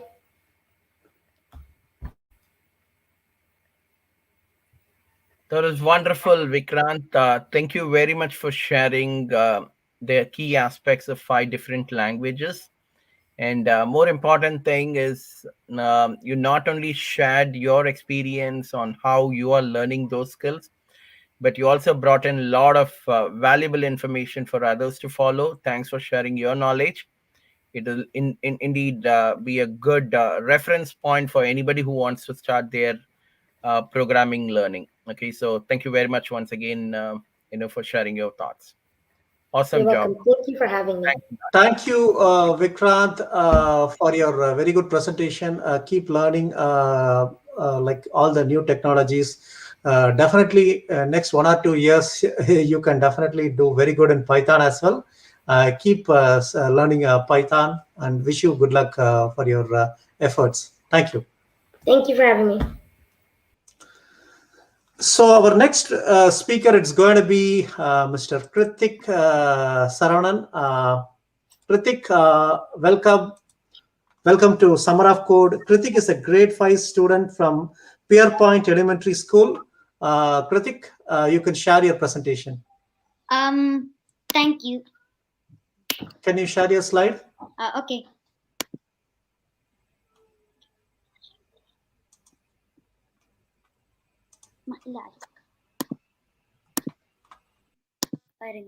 And share. So can you ask them if they can see? So can you see my website? Wait, can you see my website? Okay. So Really, can you please confirm if they can see your can you see my website?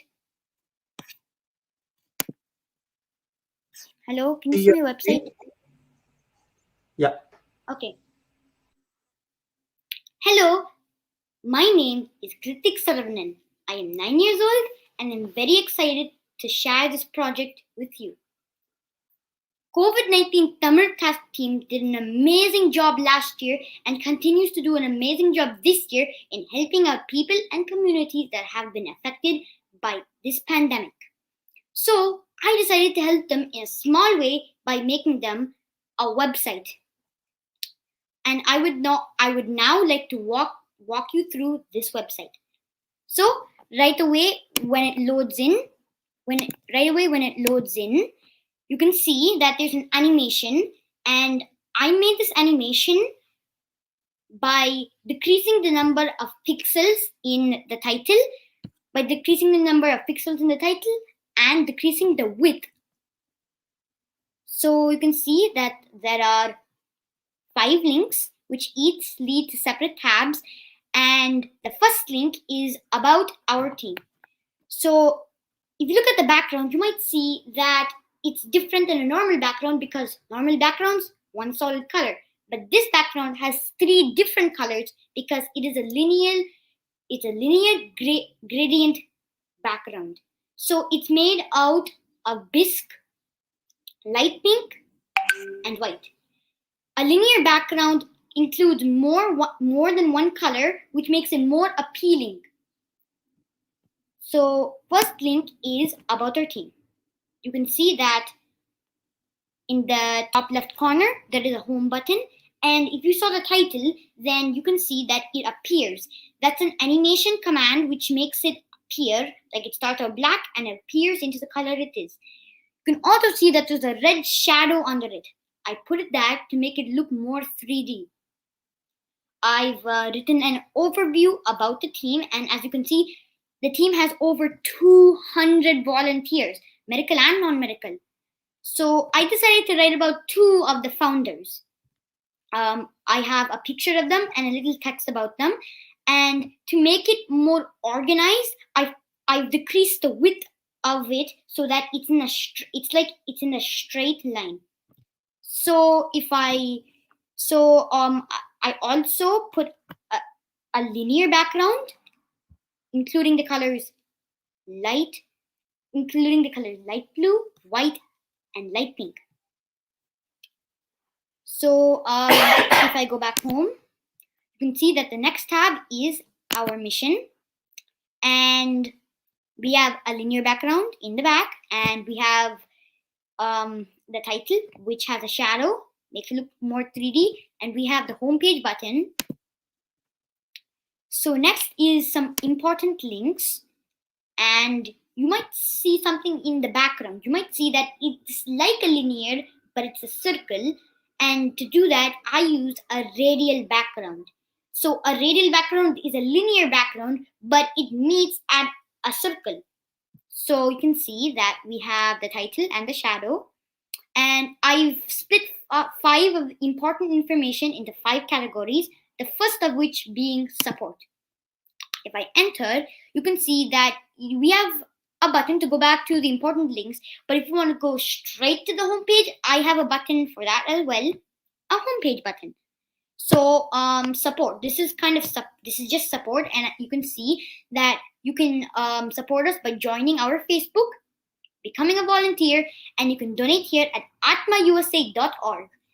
I also have some icons and a radial background. Also, atmausa.org is a working thing. So if I click on it, it'll go to atmausa.org.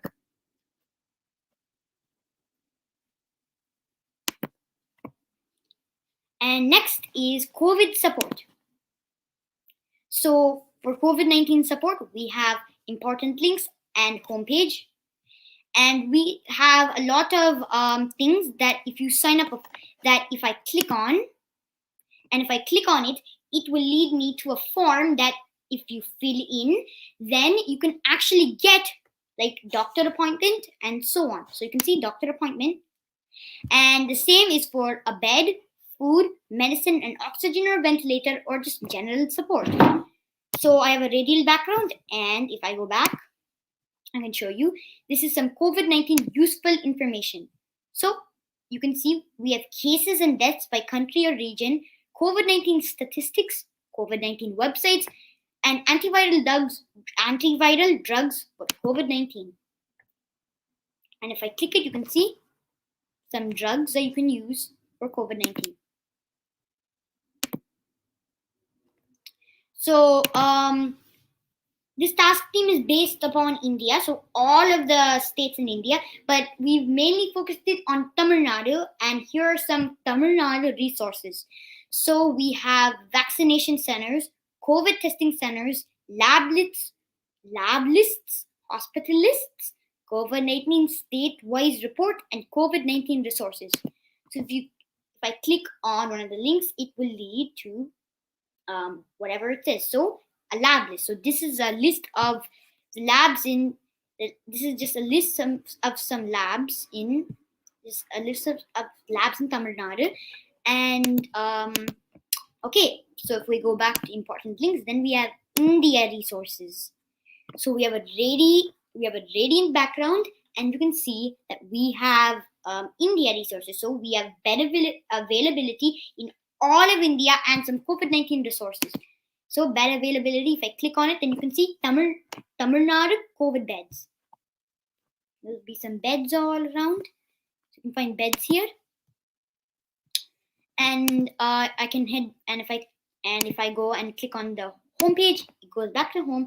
And then if you see, if I click on FAQ or frequently asked questions, I can get frequently asked questions about COVID-19. I put a radial background, and these are some questions that are very common, and a lot of people ask about them, and they're all about COVID-19. And I did all of them. And if you look here, when you usually do a unordered list, it'll come up on the left side. But I center aligned it, so it's on the center. But the dot, they'd stay normally over here. So what I did is that I justified their position using the justify command. So I justified them, and now they're all in the center. So I'll go back to the home page, and if you ever want to contact us, there is always a button in the corner, and if you click on it, we have a contact us button, including phone number and email for India and America, and I've also put some attractive icons along with a radial background. And I really liked whatever COVID-19 Tamil task team did. So to help them, I made this website, and I really hope that doctors, volunteers, and people in need can use this to their advantage. And if they have any issues, they can use this website. Lastly, I'd like to thank Mahendran Uncle and Extra Curriculum for letting me make and present this website. Thank you. Awesome, Kritik. Thank you very much for sharing the wonderful work which you have done. And I have personally made use of this website for multiple reasons. It has helped so many people across the globe. Really appreciate you for taking the time. I know you're also a very good singer. Maybe in one of the event, Mahendran, we should also make Kritik to sing and entertain us. Maybe a breakout session. We will plan that also. But Yeah.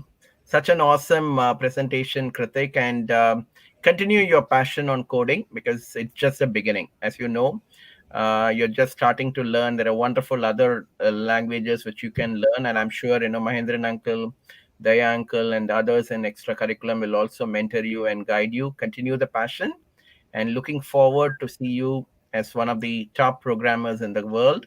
All the very best. See you soon. Hey, Kritik, continue working in this COVID-19 new website. Keep working. Be a part of the team. I'm pretty sure the next site you would be completely revamping, and you will be the web administrator. Not only for COVID-19, please volunteer for other non-profit organizations as well. Keep up your good job and learn some advanced technologies apart from HTML. I'm sure you're learning some, and you're a proud student of. You're a proud. We call you as one of the proud student of extracurriculum, like Anirudh, Sarvesh, Takshvi, and Arya. They're all our students, and we wish you good luck, Kritik, for your journey. It was amazing presentation. You really did great job. Thank you. Thank you. Awesome. So our next presentation, it's going to be Mr. Sarvesh Ramkumar Rangaswamy. Welcome, Sarvesh. Sarvesh is a grade 6 student from Roch Middle School, and he's from Frisco, Texas. So welcome, Sarvesh. You can share your. Okay, thank you.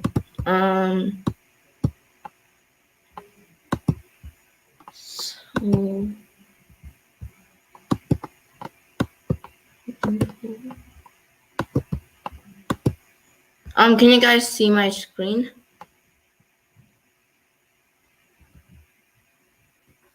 Yes, we can see your slide. Please go ahead. Okay, so all about HTML by Sarvesh Ramkumar Rangaswamy. And then HTML.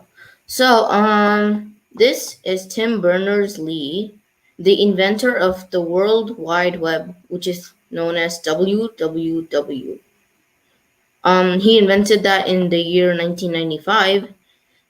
And the Hypertext Markup Language, or HTML, is the standard markup language for documents designed to be displayed in a World Wide Web WWW browser. It can be assisted by technologies such as cascading style sheets, CSS, and scripting languages such as JavaScript and HTML element tags.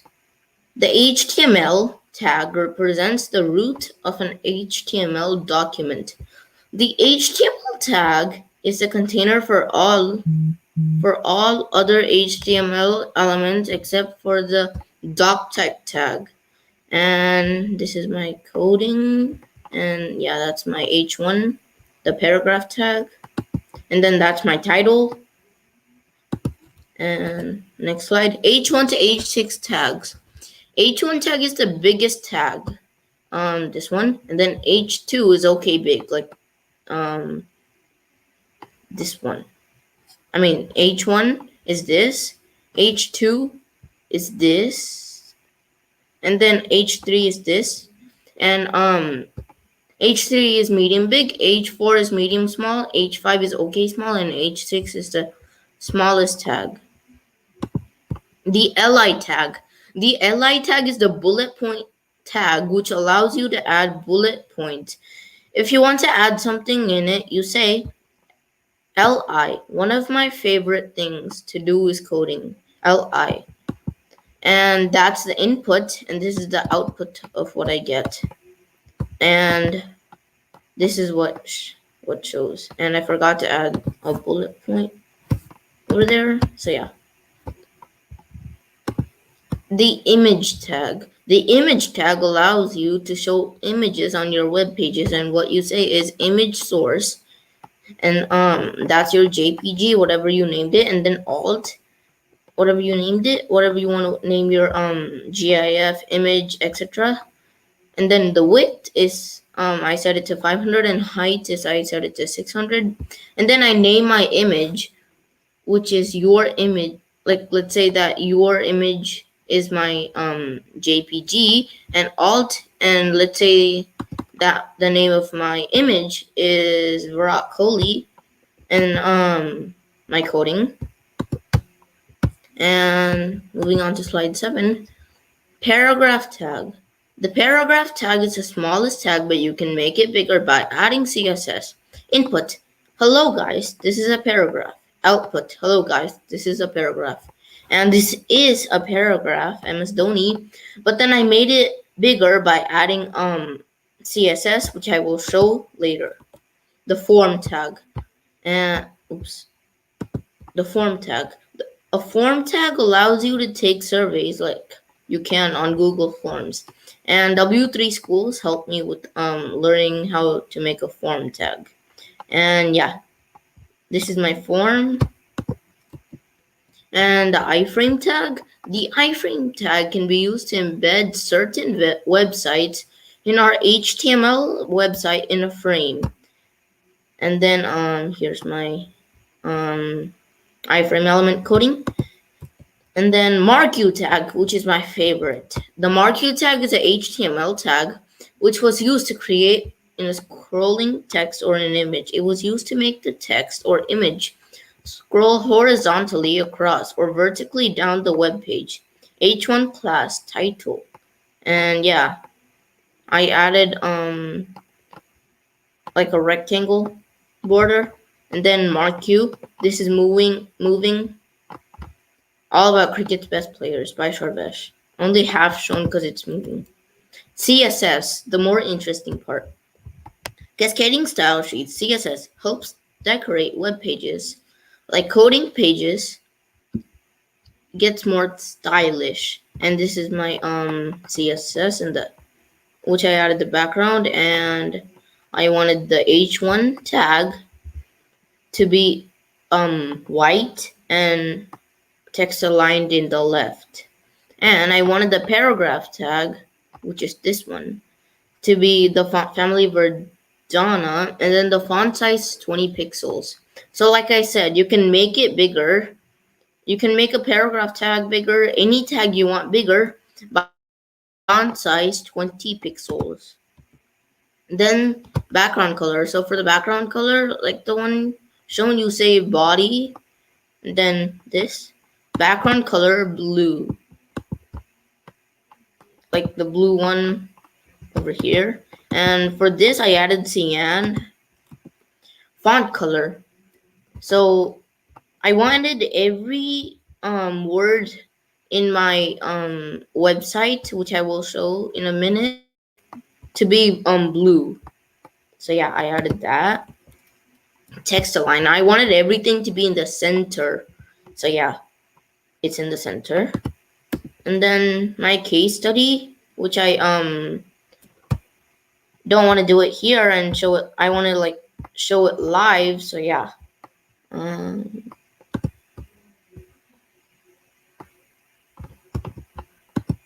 So can you guys see my screen over here, my website?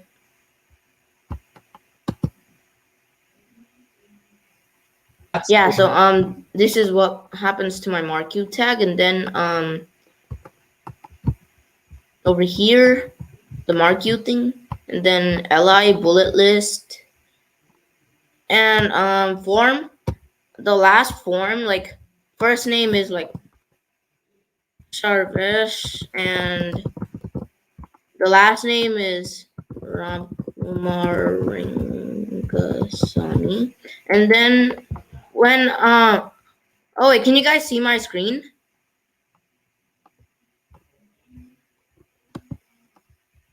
Hello? Sarvesh, we are not able to see your screen. Oh, you're not? Yeah, we see a black screen.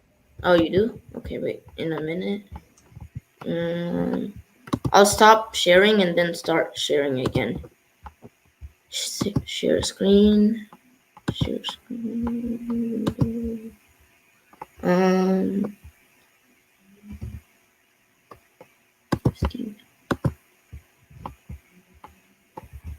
Can you guys see it now?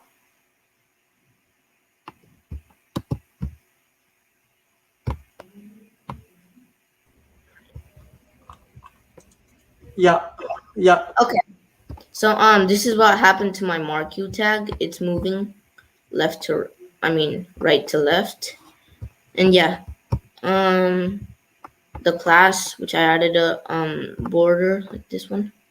I wanted a border, and yeah, marquee tag, bullet list, and my images, and it takes me to a different page and back to the main page is shown.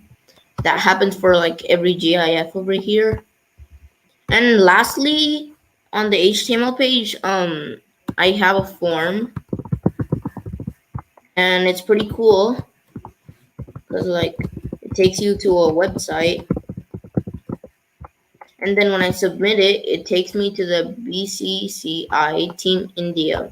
So the grade A, grade A plus, A, and grade B, and stuff like that.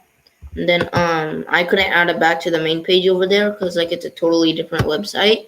And for my style.css, my body, I wanted to be the background color to be cyan, the text align to be center like this one, and the H1 through H6. The images, I wanted them to float in the center. The width, I wanted them to be 250 pixels, and height, I wanted them to be 150 pixels, and the margin to be 10 pixels, the border color to be dark blue, the border width 15 pixels, the border style to be inset, the border radius to be 20 pixels, and then the paragraph one. And then the title, dot title, is this one, the class. Title, border, solid 15 pixels like this one, and border color, I wanted it to be dark blue. And yeah, this is my I'll actually share it on to another tab. So yeah, this is my tab, my website. And yeah, that's all. Thank you.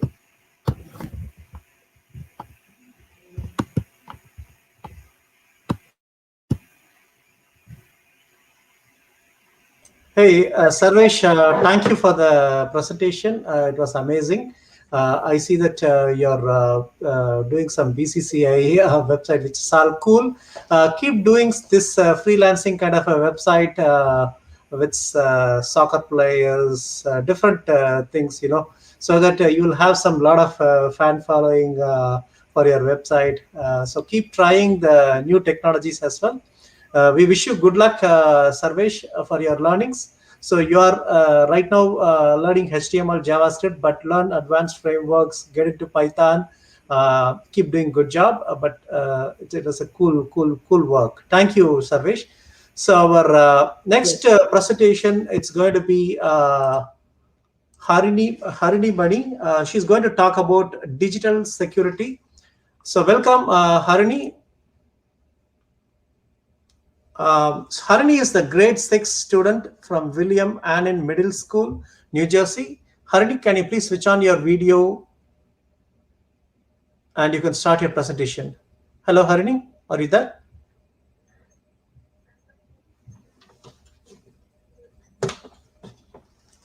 Hello, Harini, are you there?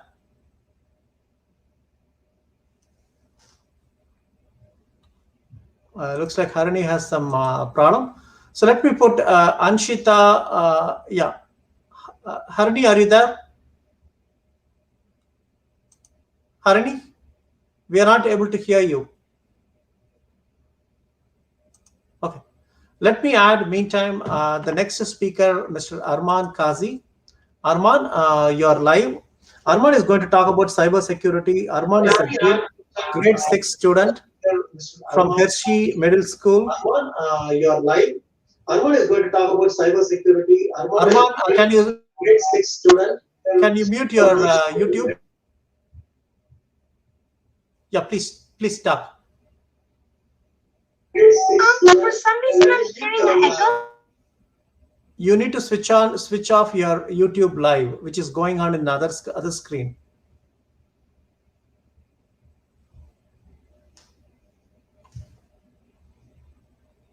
Can you unmute yourself?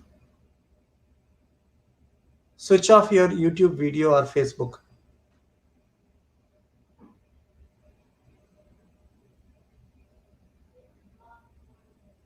Yeah, you can unmute. I think it's better now.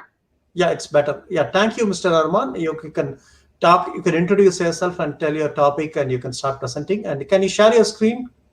Yes.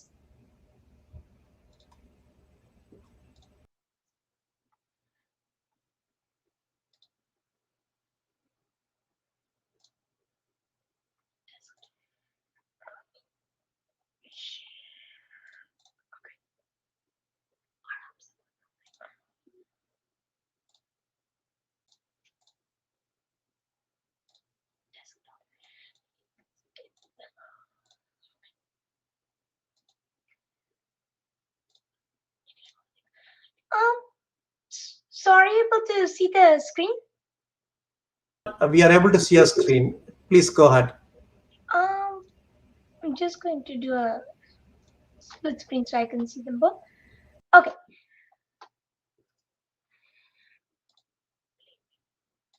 Thank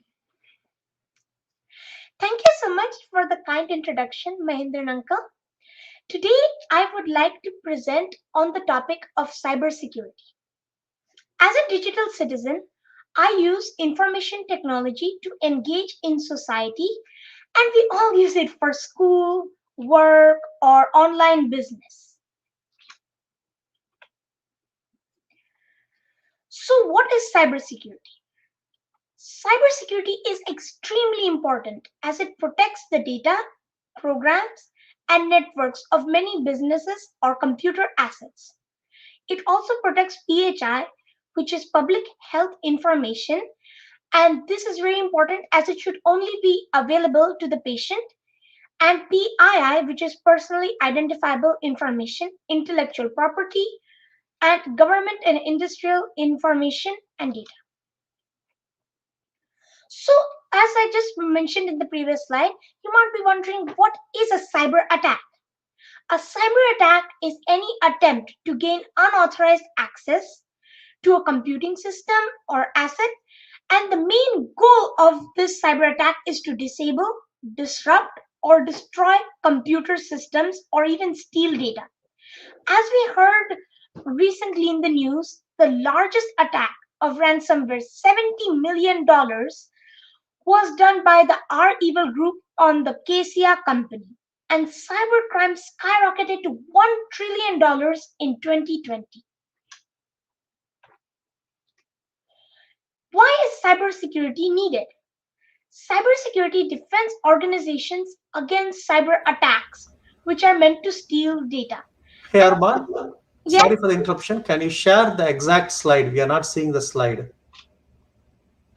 I'm on why is cybersecurity needed? Yeah. Now we are able to see. Thank you. Because I was going in full screen because I had added transitions. Were you able to see it then? Hello? To see right now, please go ahead.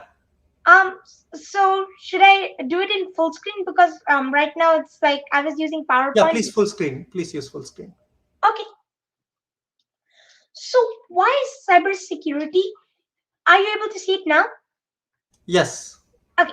So why is cybersecurity needed? Cybersecurity defends organizations against cyber attacks, and there are 2,200 cyber attacks each day. This breaks down to one cyber attack every 39 seconds. So how much do these cyber attacks cost companies? Well, it costs the company $2.5 million per malware attack per company. And this also includes the time it takes to resolve the breach, which is approximately 50 days. And that is 50 days to get things back to how they were before. A compromised password is the most common cybersecurity threat. In 2019, 42% of companies were breached just by a bad password. Password breach happens when we use online password reminders, such as many of you probably use Google Chrome password cache, which can easily be hacked, and then all the passwords are given to the cyber attacker. Secure passwords prevent identity thefts and Zoom bombings, as we have all probably experienced, as well as public information.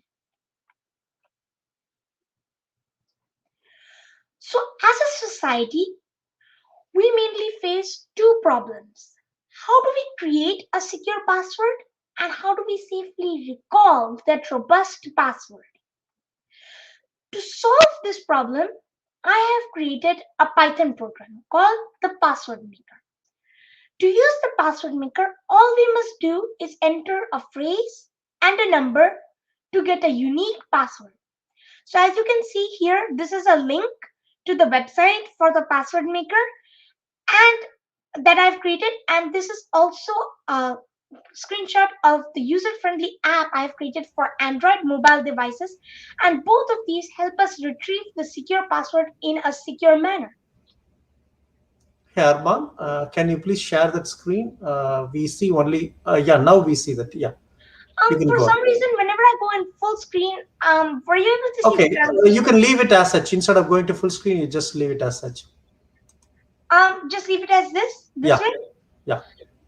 Okay. So this is the website, and this is the link. So if you were to click on the link, you would get to a website that looks like this. And the instructions provided on the website are self-explanatory, and it's designed to look simple. So it is accessible for all ages, and it is also free.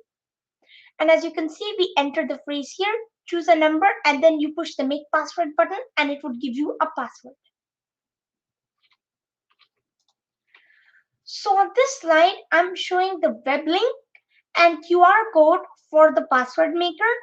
And I'm also showing that the Password Maker just doesn't work with the phrase I'm in 6th grade and the number 5. So here I actually put the number 3 and it gave me a different password with a different number at the end. So it can work with any phrase and any number, which is very easy to remember. And it reliably gives you the same password each and every time.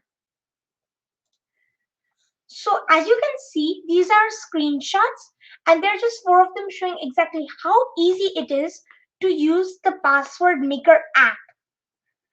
And this app, what happens is, as soon as you go into the apps area, you would click on the Password Maker icon, and it would take you to the next screenshot, which says, please enter your catchphrase with at least 15 characters, not including spaces, and a number from 0 to 8 below. And then you would enter any phrase that you can easily remember and a number. And then you push the make password button. And where it was saying your password will appear here, it will say your new password is, and then your password.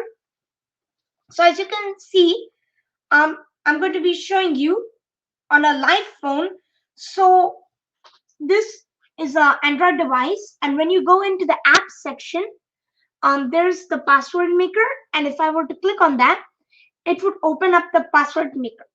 And so here it looks exactly like it did in the screenshots, where you would say, please enter your catchphrase and the instructions, and here you would just enter the phrase. And once you're done entering the phrase, you push the next button down here, which would take you to the number. And then if you push done, and if you push this button that says make password, then it would show you the password. And this is a free mobile app for Android devices. So for this slide, I wanted to show you how easy it is to put a video in PowerPoint. And this was a video I created for the Password Maker. So to save time, I'm not going to show the entire video, but just the last part of it. Please let me know if you can hear it. Because if you look at the first term here, 0, 1, 2, 3, 4, 5, it's 3. That's why I gave it 3. And then it combines these two strings and gives them. So this was a video explaining my code, and I think if the slides are shared, then you will get to see this video as well. And the last thought I want to leave you with today is that secure passwords protect privacy and safety for each of us, and that our identity is only as strong as our password. I would like to give my special thanks to Extracurriculum and Mr. Seruraj Babu, my computer teacher. Thank you all for watching.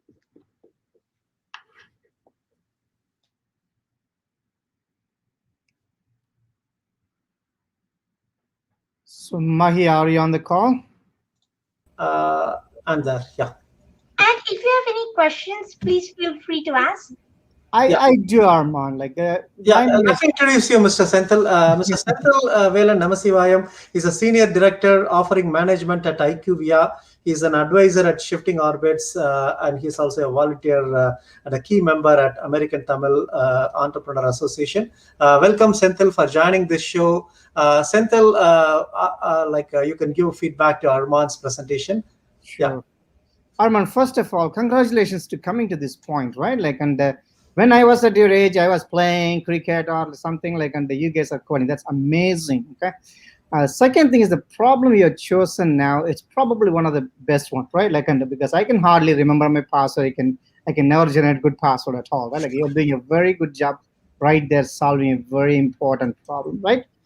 So let me just ask a couple of questions about your coding as well as your UI UX. Okay, I'm very passionate about when it comes to user experience. Probably the single most important thing for your application to succeed and get to many people's hand, right? Like, and let me ask a simple question. Your UI, first of all, it's simple, great, excellent. You did a very good job there. What kind of tools you have used, Arman? Have you used any tools to create your wireframes or anything, or you came up with your own idea? So the tools I used was I created an exe, a website, and an app. So for the exe, I used Tkinter, which is like a Python module which just shows up the window, which you could see, I think, on the 9th slide, which was just showing a screenshot of that. And so I used Python, I used Tkinter. I also used Apache to create the website. Okay. So I used Apache to create the website that was, I think, on this screenshot. And for the app, I used the Android app developer that generates an APK. So all you have to do is like go to, I wasn't able to put it on Play Store, but it's just the APK file which runs on any Android device. So you would just download that APK file and it would work for you. Excellent. So those are all the resources I use.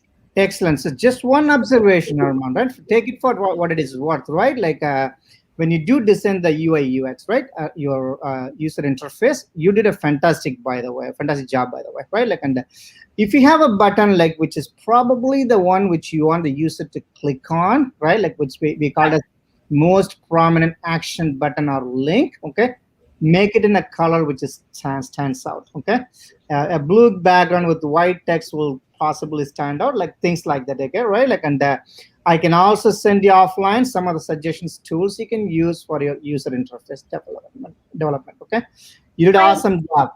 I'm going to ask you, you're a very young developer, right? Like when it comes to writing code and design, okay, tell me 3 things that's most important for anyone to say the code is high quality. Okay, what comes to your mind?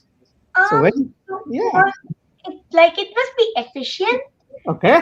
And also, we must solve a problem that is commonly faced in the society. Excellent. And so, like for this one, the password maker, I had actually created this because recently in the school year, my email had gotten hacked. So I was wondering there must be an easier way to create passwords for users that are reliable. And when I was creating this, I came up like 2 approaches to create it. One was like to use a module called random, and the other was to use the method I used here. So the random module, I thought it would be really useful as like it would always give a random password. But then I thought like this random password would be very difficult to remember. And then if you were to like put the same phrase and number again, you would not get the same password again. So it would be completely random. So after trying a lot of times, you might get the same password and then you might not even recognize that password. So it wouldn't be quite easy to remember. Yep. So I went with this other approach, which just basically converts the letters and removes spaces in the phrase. And also it changes the numbers. So like I'll show you here. So I put the number 5, but in the end it gave me the number 3. And the reason it did that was because, say, like my friend knows my favorite number, it wouldn't like want to be a downfall for the Yeah. security. So it would give her a random number based on the number you input.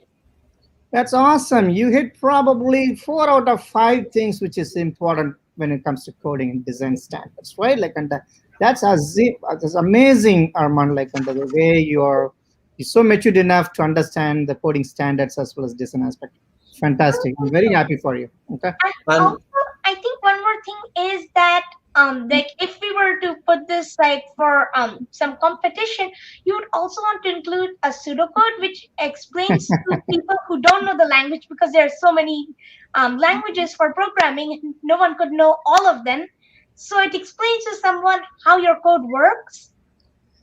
Very important part, Arman. You're hitting the right points on the type of when you write the code, right? Like some of the very important things, because one huge problem when people write the code, they don't write enough comments and write pseudocodes. Like it becomes very difficult to maintain the code, right, by someone else. Okay, so I think you're hitting the right points when it comes to supporting standards and the thing. You'll be an awesome programmer in future. Okay, like. Thank you so much. And we are very proud that Arman is our student. He studies Math Olympiad and Computer Science with us. Yeah. Thank you, Arman, for being a proud student of extracurriculum. Very good presentation. Keep learning new technologies and new stuff. We wish you good luck for your future. Thank you so much. Okay. Good luck. Thank you, Mr. Senthil. Thanks for joining. You had been observing, and thank you. Just wanted to introduce Senthil. He's one of the sponsor. His organization, Shifting Orbits, is one of the sponsor. And I also like to thank the other sponsors, SoftSquare, iParty, CloudLearn, and Shifting Orbits for being as a sponsor for this Summer of Codes 2021. Senthil, do you have any thoughts like you want to share about Shifting Orbits to people? You can take like a couple of minutes. Sure, I'll take a minute or two. Like, and the Shifting Orbits is an organization, like, and officially started about 2 years ago. Like, and but like the roots of it like goes back 10 years ago through one of my very close friend by name Shekhar. He's based out of Bangalore in India, and he just like happened to be in a school like where his wife teaches, like, and finally observed that like there is a young kid like at a very young age, 6th standard, like, and that kid's father passed away, like, and the mother was earning about 3,500 rupees in India, like in Bangalore. As you know that like it's very difficult to make a living with 2 kids in Bangalore. So Shekhar decided to just help that family. Like, not only he gave a better job to the mother, and also he took care of the kids' education. And I say took care of education from 6th standard all the way up to college. That's how he started this whole idea. And then me and Shekhar's close friends, we started like, why don't we make it bigger? Okay, so then few friends, like-minded people, we joined. We started with about like 8 kids about like 10 years ago, right? Like now, like, and we thought like, how can we make it bigger as a whole organization? That's how Shifting Orbits as a foundation formed 2 years ago, like, and with like literally about 8 to 10 kids. As of today, like, and I'm proud to say that like that organization is supporting 70 kids for their education. When you say education, we adopt the kid like from education standpoint and take them wherever they are, whether it's elementary school or middle school, wherever they are, take them all the way up to college. Okay, so we just had 4 graduates out of the organization, like, and we are going to expand on that. I'm very proud of my friend Shekhar, who just gave up his very lucrative IT job, and his wife, who gave up a very good like and a private school teacher job, both right now dedicated for the Shifting Orbits Foundation. I'm part of it like as an advisor. Again, take a look at the website, and anything you can spread the word to your friends in India. And if you want to help, please do so. Thank you. Thank you, Senthil. You can be online and you can keep watching the other few more presentations. Sure, I will. Yeah, thank you, Senthil. Let me add the next presenter. We have, just hold on a minute. The next presenter, it's going to be Anshita Sri Lakshmi Narayan. Let me add Anshita. Hello. Okay. Hello. My name is Anshita, and this fall I'll be going to 5th grade. And I'm from Osage Elementary. Okay, let me share my screen.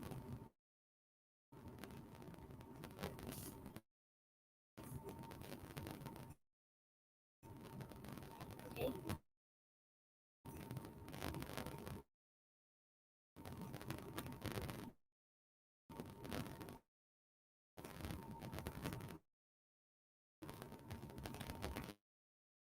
Okay. Let's take a bit some time.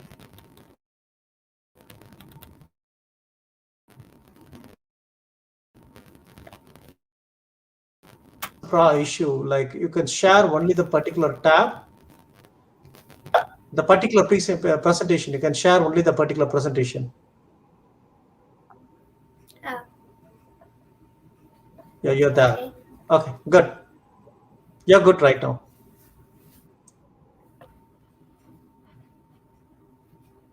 Wait.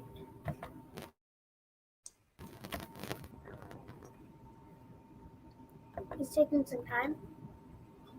Okay.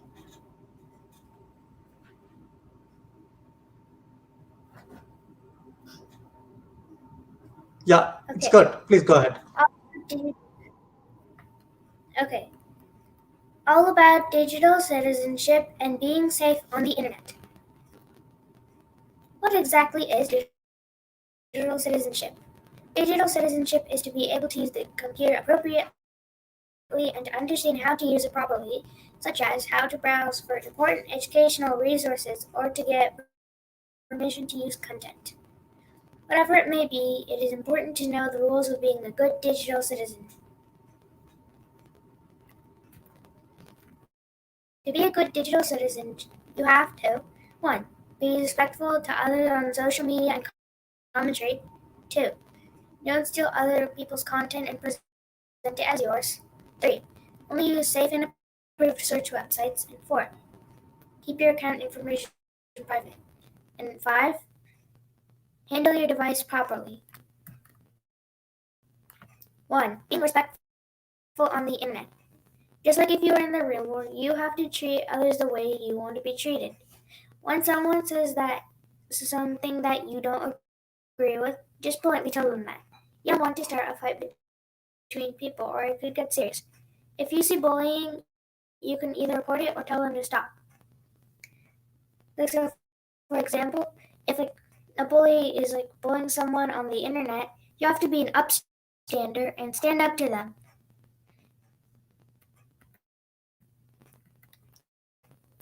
Number 2, don't steal others' content and present it as yours. Using other people's content isn't right, even for profit, because of copyright infringement. Doing that could even lead to jail for 5 years, and it isn't nice to the owner of the content. It is better to get permission from the owner so you can legally use it. If you get the content, it still may get copyrighted. So make sure you only use public domain images, because those images aren't copyrighted. And this is the copyright symbol. Number 3, only use safe and approved search website. To know if a website is safe to use, you have to check for 3 things. 1, the URL has to start with HTTPS, not HTTP, for you to know it's safe. The S stands for secure, so that tells us the website has an SSL certificate. 2, it should have a lock symbol next to the URL. And 3, all words in the URL must be spelled correctly. Here's an example. So the correct one has all things spelled correctly, and the dash is in the correct place. The wrong one has very some differences. Like the O is a 0, and all that's spelled wrong. And using those websites might mean that you might get hacked. 4, keep your account information private. When someone asks you for your address or your phone number or maybe your credit card information, you should know that they might be dangerous. You should never give strangers your private information to keep your account safe. If you've given your password to someone suspicious, ask a grown-up to help you change it. And 5, handling devices properly. It's also important to be able to take care of your device carefully, because damaging it means you have to buy another one. Devices are very fragile and can break if you drop it. And you should keep it from getting too hot or cold, or it could get seriously damaged. You should also keep it from getting wet, because it could destroy the circuitry on your PC. If any of that happens, immediately take out any wires, or they may get damaged as well. And that's my presentation on digital citizenship.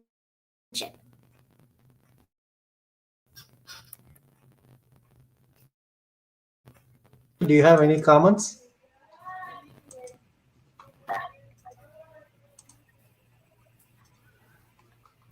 Hello, Senthil, you are on mute.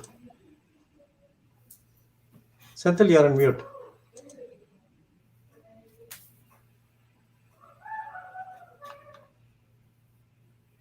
Senthil, can you unmute yourself? Yeah, sorry, Mahendran, just had a little bit of problem with my connecting with Bluetooth. So, Anshita, fantastic, Machala. First of all, very nice. You're hitting some of the important lessons and for the people, right? Like, and this is what we preach, like, and every day, like about being safe online and everything. So, how did he come up with this, like these 5 things of being like a meaningful? So why did he come up with this idea to explain this to the audience in this case? What prompted you to just educate all of us on these 5 key principles of being a good citizen on the internet? Like, I had the idea of doing it. It's like, because it's a really important thing to be safe on the internet. And like, if you get hacked, it can be like serious things happening, like around. Like, you might get robbed if someone gets your address or something. And like, I know lots of stuff from this, from like school teaching and stuff like that. Like, because my school does a lot about that and stuff. So I thought it'd be a great idea to do this and help others, so they don't get like hacked or stuff. Yeah, very good initiative. Like, and again, don't stop it. Like, keep spreading this. Like, and right, like, and to the people. And that's a very good topic you picked up. Right, like good problem you picked. I'm very proud of all of you. Right, like, and you're picking something which is so important in today's world. Okay, and I'm very proud of you guys with that. Thank you, Anshita. Thanks for presenting on digital citizenship. The next presenter, it's going to be Tripura Arunraj. She's a grade 5 student from Hillside International Intermediate School, and Tripura is going to talk about programming languages. Welcome, Tripura, for presentation. You can share your screen. Okay. Hello, my name is Tripura Arunraj. I'm going to 6th grade, and thank you so much for having me. Can you share your screen, Tripura? Yes, I'm trying. I'm just showing it right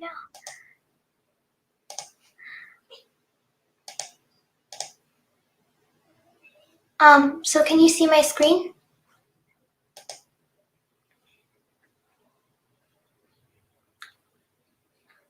Are you able to see my screen? Yes, Tripura, please go ahead. Coding languages. Why is coding important? Code powers our digital world. Every website, smartphone app, computer program, calculator, and even microwave relies on code in order to operate. Having children learn coding at a young age prepares them for the future, as we are becoming more and more reliant on technology. Furthermore, coding helps with communication, creativity, math, writing, and confidence. What is a programming language? A programming language is a formal language consisting of a set of code that produce various kinds of machine code output. Programming languages are one kind of computer language, and they consist of algorithms. To put it simply, programming languages enable communication between humans and computers. Now let's move on to some of the programming languages. Scratch and Scratch Junior.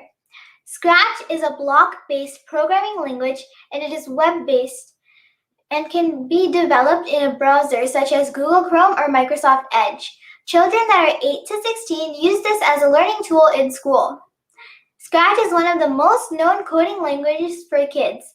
Based on statistics from the Scratch website, more than 79 million projects are shared by over 72 million users.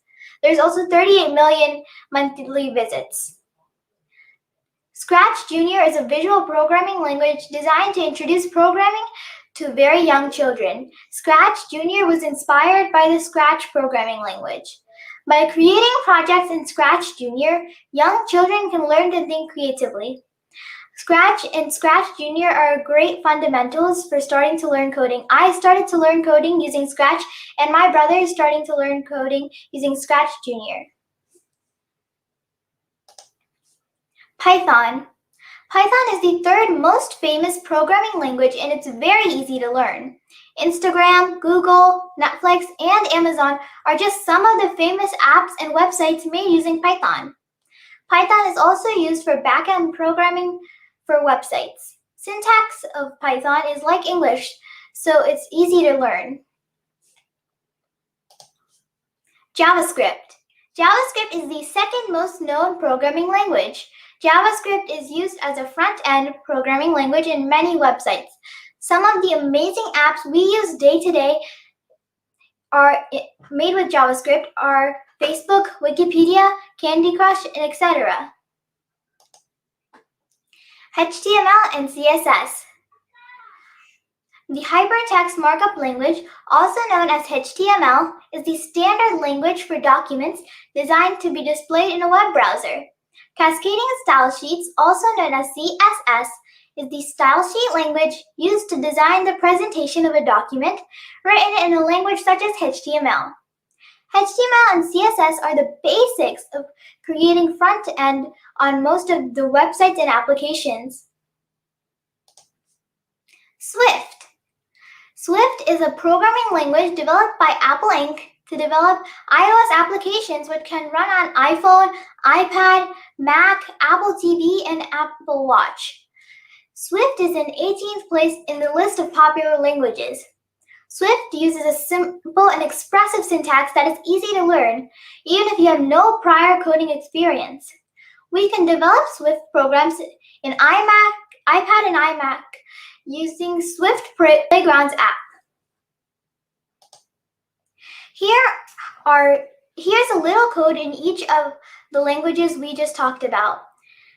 And all of these codes look very different because of their different syntaxes, but all of the code leads to the same output, which is the computer saying hello world. In Python, there's a print statement, while in Scratch, there are blocks. Syntax is the structure of the language, so all syntaxes are different. But in every syntax and coding language, the output will always be the same no matter where you code it. Here are some helpful links where you can learn and code these languages. Python. Here's where you can code Python. This is a place called Replit, and you can code Python and JavaScript on it. You can also code many more programs. At www.python.org, you can learn about Python and how to code it. And www.javascript.com, you can learn how to code JavaScript. And in HTML, the Wikipedia page is right here, and you can learn all about JavaScript there. In the Wikipedia page for CSS, you can learn about it, and at w3schools.com, you can learn how to code it. In Swift, here is the Swift Playgrounds, where you can code Swift, and here's the Wikipedia page for Swift. Scratch and Scratch Junior. At scratch.mit.edu, you can code Scratch, and here's the Wikipedia page for Scratch. This is www.scratchjunior, where you can code Scratch. You can also put Scratch and Scratch Junior as apps in your iPad or device. Here's the Wikipedia page for Scratch Junior. Thank you for watching my presentation. I hope you all learned something new today. Thank you so much for having me here. Mahi, you're on mute. Sorry. Thank you, Tripura. The presentation was very good, and you'll have some questions from our judge. Yeah, Mr. Senthil, you can ask some questions. So, Tripura, first of all, thanks for refreshing my memory on all of those languages. First of all, I did learn something about Scratch today. Okay, I never worked on it, right? So, thanks for that. First of all, so again, I wish the syntax were much simpler back in 25 years ago when I was doing programming in C and C++, and it wasn't, right? And so we learned it hard way. Let me ask you a question, Tripura. Looks like you worked on so many languages. Looks like you're an expert in so many languages. What is your favorite language of all the things which you presented today? What is your favorite? My favorite language is Python because it's very easy to learn and you can use it to create so many things. Fantastic. Okay. That said, where do you think, in your creative mind, where do you think the coding language or programming language of future will look like? Just be creative, whatever it is, right? It can be very ambitious, hey, here's what I'm saying the programming language will be in 5 years from now. Can you please repeat that question? Okay, the question is where do you see, based on what you learned, where do you see the future of programming language in your own mind, right? Whatever it can be, right? I think this is a bit ambitious, but I think it might come to the point where when you type in, you can type in just English and the computer will be able to understand it and give out code like that. So if you type print out hello world, it should be able to do that. And it might even come in different languages such as Tamil or Hindi. Wow. Yeah. And that would be really useful for people. So there you go, Mahi. You have a budding star right there. That's good. Someone talking that other than English, there should be programming language syntax in Hindi and Tamil, which is something an innovative thinking. Tripura, that's a great thought. Just work on it. I mean, it's not just you need to program only using English programming language. Someday or other, you will learn, you will explore. But there are some programming techniques. A lot of people have initiated the thing, but it was a great thought. Good thought, Tripura. As I always say, if you have an idea, don't just keep quiet. Do something with that idea. Okay. Okay. That's how, okay. Excellent, ma'am. Very, very good job. Good luck, Tripura. Thank you. Thank you so much for having me. Bye. Yeah. Hey, Tripura is done. The next presentation, it's going to be from Avani Jain. She's going to present on cybersecurity. Avani, we added you to the stream. Avani Jain has participated in Summer of Code in the Kahoot quiz contest, and also she also participated in all our extracurriculum training program. And yesterday's coding contest as well. Avani, you can present your topic. And Avani is a grade 7 student from North Attleboro Middle School. We welcome you, Avani Jain. Okay, thank you. 1 second.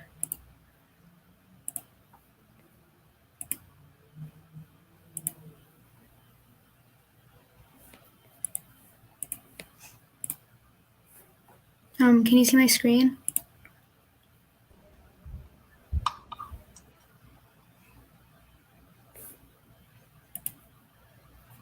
Okay. So hi, my name is Avani Jain, and I'm going to go to 8th grade this year, and I live in North Attleboro, Massachusetts. My topic is cybersecurity. What is it? Cybersecurity is an easy concept to understand if you know the 2 words that make it up. Cyber is the characteristic of any computer or device that you may have an artificial intelligence. And security means to protect. So cybersecurity is a protection of everything online, from any personal text you may have to every picture that you see online. There are many forms of cybersecurity that are available to us, like the reCAPTCHA one, which is the little traffic light one where you have to click all the traffic lights to make sure you're not a robot. And some are hidden in the code that when people write it, like an encryption. The importance of it. Cybersecurity protects all categories of data from cyber criminals and from being damaged and stolen. This includes your protected health information, social security numbers, bank account numbers, and any health insurance data you may have. Without it, an organization cannot defend itself from the cyber criminals, and they can be hacked very easily and lose a lot of money that way. Cybersecurity incidents regularly happen in our world, from any big company like Google or Instagram to any small personal one like a little one. And they often make front page news and cost the company a lot of money. For example, one cybersecurity incident that recently happened in a local hospital cost the hospital about like $1 million, and they had to pay a lot of ransom to get their network back. But in April, they discovered that the cyber criminals had taken somebody's personal health information, which is their social security numbers, bank accounts, and credit card numbers, and health insurance data, which is very dangerous. There are 5 types of email virus attacks which can happen to anyone. The first one is phishing, which is when the criminals use a fake account or official envelopes that may seem real to get you to click on faulty sites that could then attack your computer. The second one is called spoofing, which is when they use false headers or titles in your email to make it seem like it comes from your boss or any workplace, and this could cause fake money transfer to the person. Malware are usually emails that contain coding that will attack and harm entire data systems or any tech equipment that opens the email. The fourth one is called ransomware, which is a type of malware that attacks an entire computer system and blocks access to it until the ransom is paid, which is why it's called ransomware. This one happens most to big companies like Google. The fifth one is called DHA, which is when spammers send out email threats to a company because they want access to the company domain. Cyber risks around the world. Around America and Mexico, it's about 15% to 24%, which is fairly normal considering how much we use technology. However, around Greenland, Africa, Saudi Arabia, and India, it's about 56 to 78%, which is a very, very high cyber risk, especially around India and Saudi Arabia and the Middle East. And then around New Zealand, Japan, and China, it's about 5 to 12%, which is a very, very low cyber risk. Top 5 cybersecurity tips to help you. Number 1 is to keep your software up to date. If your computer says it's time to update, which it usually does, you should probably update your computer. You should use strong passwords and not obvious ones like birthdays or 1234. You should back up your data regularly using the 3-2-1 technique. You need 3 copies, 2 which have to be on other medias and 1 in your cloud storage. 4. You shouldn't use public Wi-Fis. Even though Wi-Fi can be tempting since we want to be on our phones all the time, public Wi-Fis don't have any protection and anybody can access them, leaving your device very vulnerable.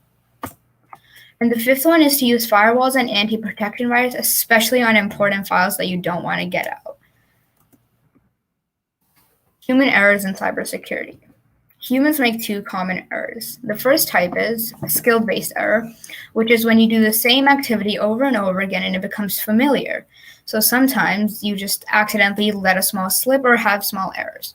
Common example is misdelivery, which is when you send the wrong thing to a wrong person or a wrong group of people. The second type is decision-based errors, which is when a user makes inadequate decisions, usually because they don't know any better. A few examples of this are writing down your password or using the same password, even simply using a simple one. The psychology of cybersecurity. There are 5 steps to the psychology of it. The first step is to be aware of any cyber attack that may happen. For example, another one that recently happened is the Colonial Pipeline one, which is when a hacker gang called DarkSide attacks the Colonial Pipeline's billing system and inside business network, which caused gas and fuel shortage in many, many states, and this caused a lot of panic in those places. And so people started storing gases in flammable places, and this caused a lot of fires and a lot of injuries. Eventually, they had to pay $4.4 million in Bitcoins, but the FBI did recover most of the money, even though some of it still hasn't been recovered. The second type is to analyze any situation to figure out if you could be vulnerable to a cyber attack or if anything could possibly happen. The third step is to plan out what you want to do if a cyber attack ever happens, or to just have a plan in case you ever need it. The fourth step is to implement your plan in case you ever happen to need it due to a cyber attack. The fifth step and the final step is to evaluate your plan to see if it worked, or evaluate it before you even do it to make sure that it would work. Thank you for listening to my presentation on cybersecurity.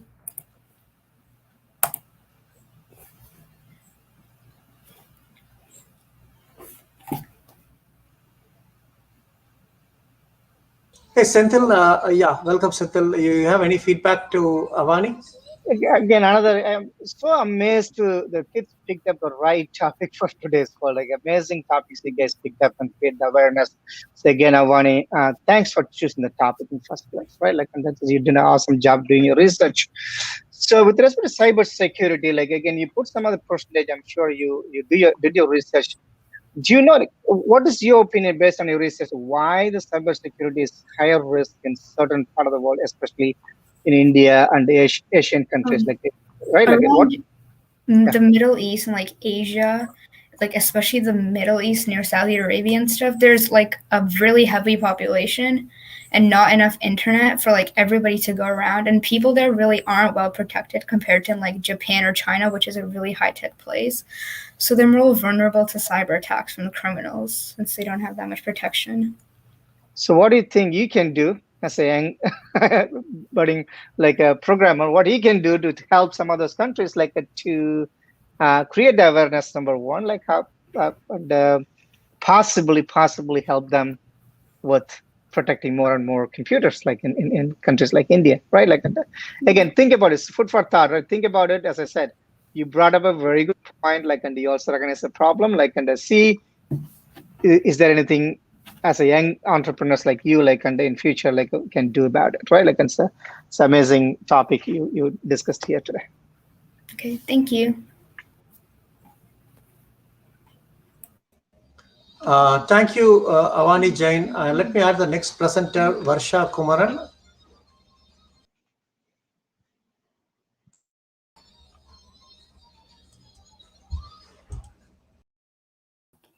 Hi, can you hear me correctly? Yeah. Okay, may I begin?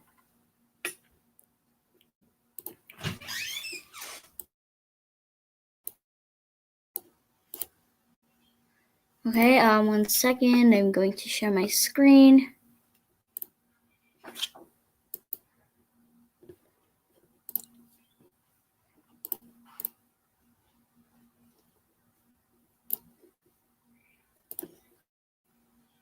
Okay, can you just tell me if you can see it? Yes, Varsha.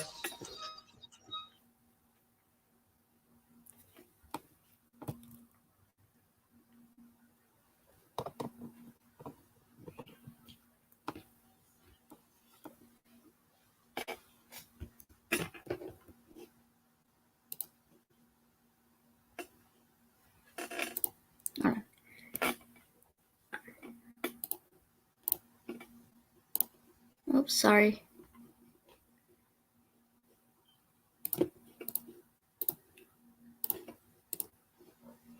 Okay.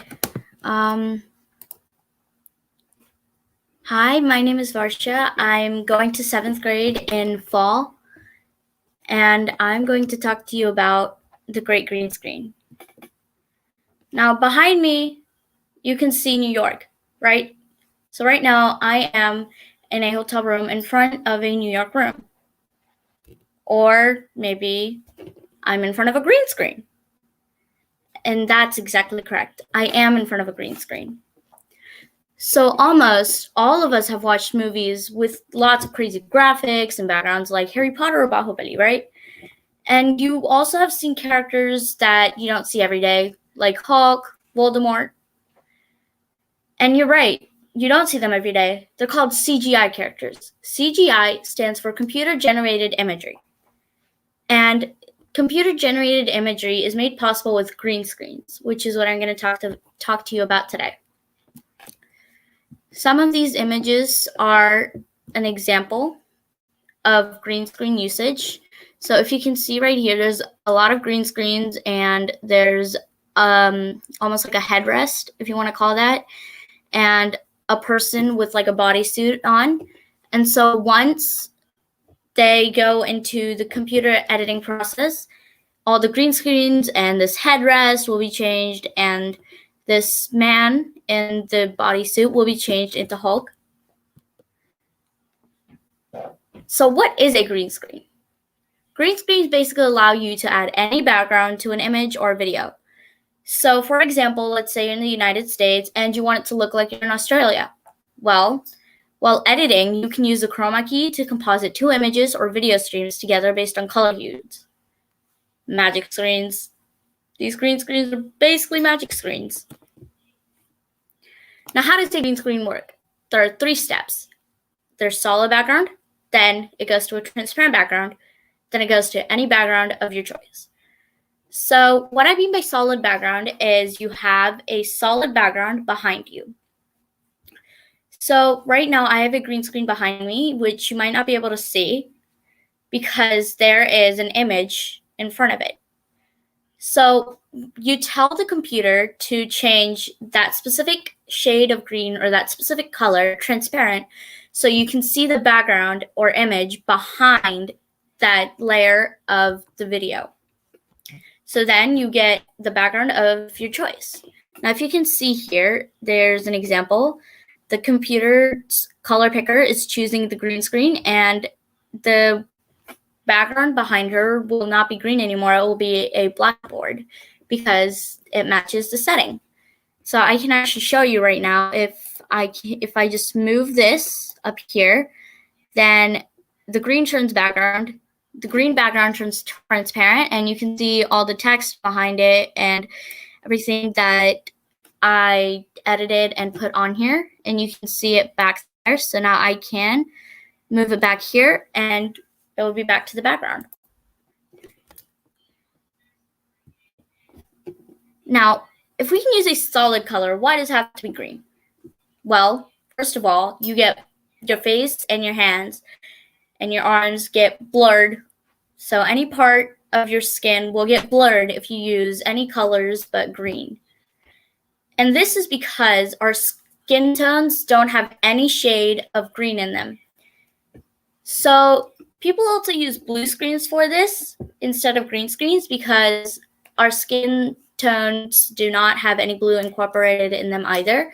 So if you were to use a pink screen, then some of my face, part of my body would be blurred as well. The orange crosses. Now, you might have seen orange crosses on behind the scenes videos, right? And you might be like, why are they there? Well, they're placements or tracking marks to let the visual effects artists know where every single effect, background, and image go in relation to everything else on the screen. Now, any marker that is not covered by an added visual effect will have to be masked or covered. All right, so some things you want to do with green screen. When you're using a green screen, there are lots of things you won't need to be careful of. You have to make sure the lighting is consistent behind your background. This is so the screen doesn't create any shadows which could disturb your image. Second, you want to make sure that you stand a few feet away from your green screen. This is because if you see on the left here with the images, if you have more surface area in front of you with the green screen, then more of the white light will be reflected off the green screen, and it would bounce onto yourself as a green screen, as a green light, I'm sorry, which would make the computer think that part of you is green and would change you as well, or the subject or the object, part of the background, and you would be transparent. So therefore, if you have less surface area in front of you, then the light won't have as much place to bounce off of, and you wouldn't be turned into the background. the screen also needs to be ironed. This is so there aren't any wrinkles that could damage the scene.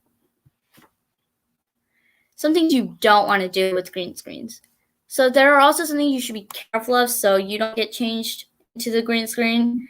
So never, ever wear the same color shirt as the screen, because if you do, you will be transparent and you will be part of the background like these two. So here's an example. This is just a book that I have, and it has a green on it. And right now it is part of the green screen. You can just see the white here because there's a white box with information on it. So if I flip it over to the beginning, you see just the green screen. The green colors are covered in the New York background, and all the white stuff is still there.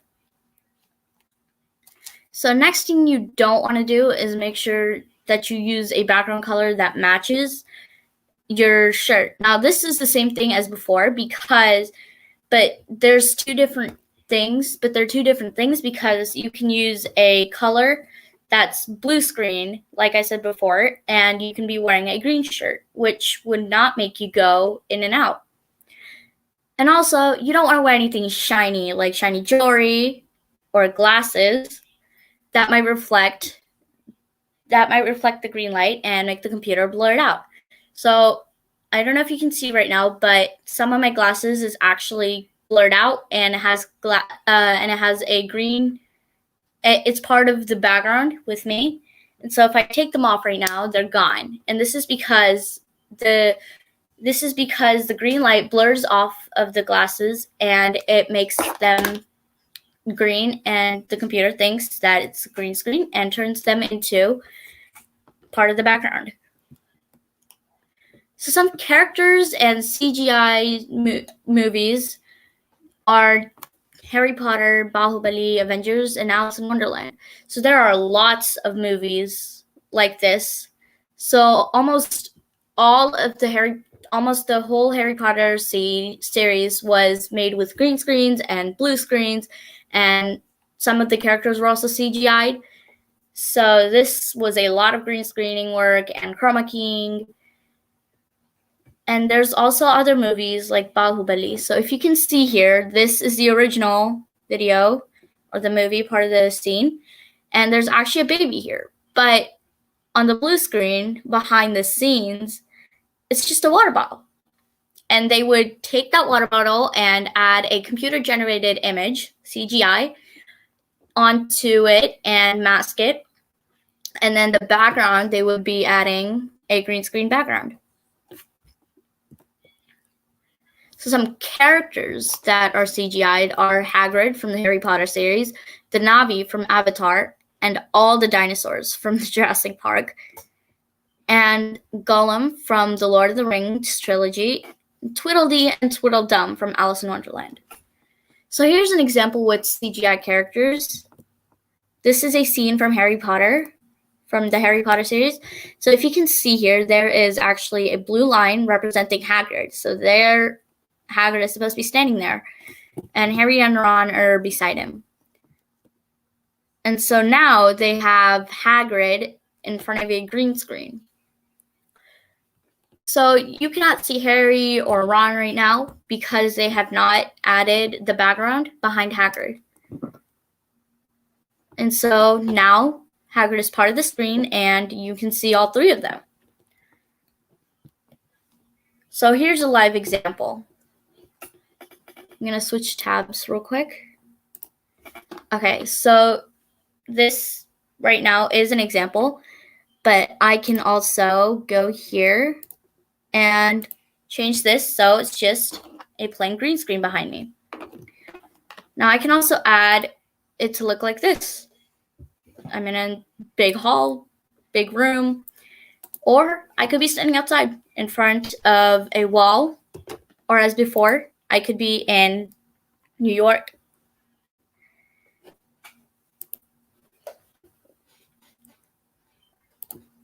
Okay, I'm going to get my screen back up real quick.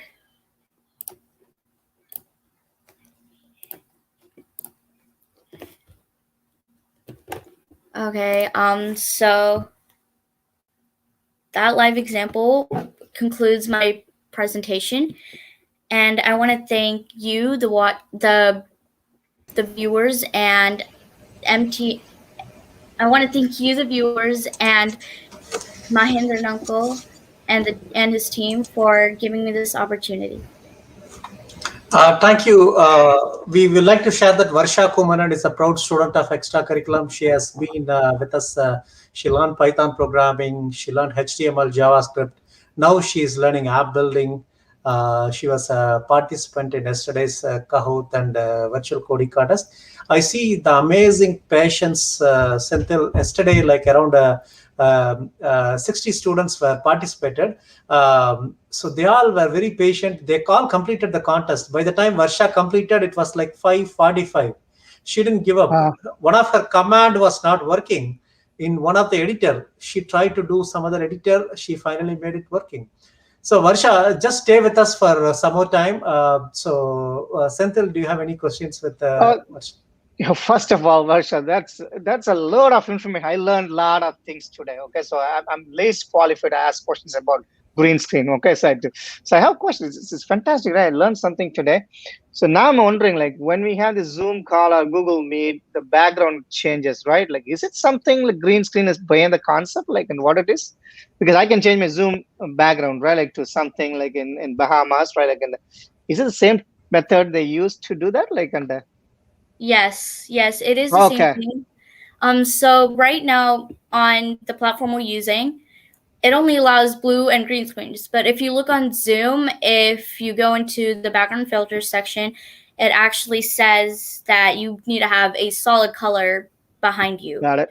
So like I said, it can be any solid color, but they prefer green or blue, so none of your skin is blurred. Okay. I have a question. Okay. So what if I want to wear a green shirt, like, right? And like, is it possible with the green screen, or if my shirt color is going to change to something else, like when you change the background, what happens? So yeah, actually it does change. So if I'm wearing a green shirt right now, then I would basically be in the background and I would be a floating head. Got it. Okay. But you can also use a blue screen if you're wearing a green shirt. Got it. And vice versa for blue shirt. This is super impressive. Okay, like for sure. Like, I hope you are very interested in animation and other things, Varsha, and editing, all those things. Again, it's all together. I wish one day, like our kids, they go and work for big Hollywood movies. Already they are doing, a lot of kids they are doing. Oh yes. But I hope, Varsha, you have a great future in Los Angeles for Hollywood. You can work for a lot of Hollywood animation movies. Who knows, upcoming Avenger series, you can even work for them. Continue your learning, keep up your good job. And I want you to share some of your thoughts about extra curriculum, what all you have learned, and yesterday's coding contest, Summer of Codes. Do you have any thoughts to share to the viewers? I think it was actually, extra curriculum is actually really helpful because I learned a lot of things that I didn't know before I joined like a year ago. So I started off with Python and I learned a lot about Python. And before that, I didn't even know Python was a thing. I didn't even know HTML or CSS was a thing. And, it's actually really interesting. And to be able to work with everything, it's really an awesome opportunity. And so I want to thank Extra Curriculum for that. What are the programming languages that you know? So I learned Python, and then I know HTML and CSS, and right now I'm learning JavaScript.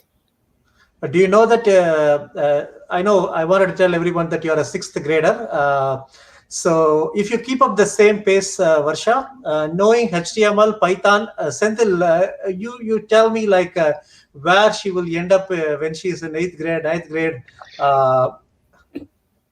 Again, probably by the time she goes to high school, probably she'll be already having some kind of company running on her name, I guess. Like, so based on where she's sitting, like I said, I think amazing journey, Varsha. Like I think, like at this age, like where you are right now, it's the future looks very promising. Yeah. Keep learning new advanced stuff. Don't give up. Don't even think of taking a break. Keep learning new things like even artificial intelligence, machine learning, other things. One fine day, you and your mom can work in the same technology or the same company. Wish you good luck, Varsha. Yeah, thank you. Thank you for this It was opportunity. amazing presentation. Good I luck, learned Varsha. a lot from you as well. Thank you. Thank you. And Very proud. yeah, Senthil, I would like to play a small video of one of the sponsors. And again, I wanted to thank our sponsors, SoftSquare, iParty, CloudLearn, and Shifting Orbits. Thank you for sponsoring this particular event. Let me play a small sponsor video. Just give me a minute.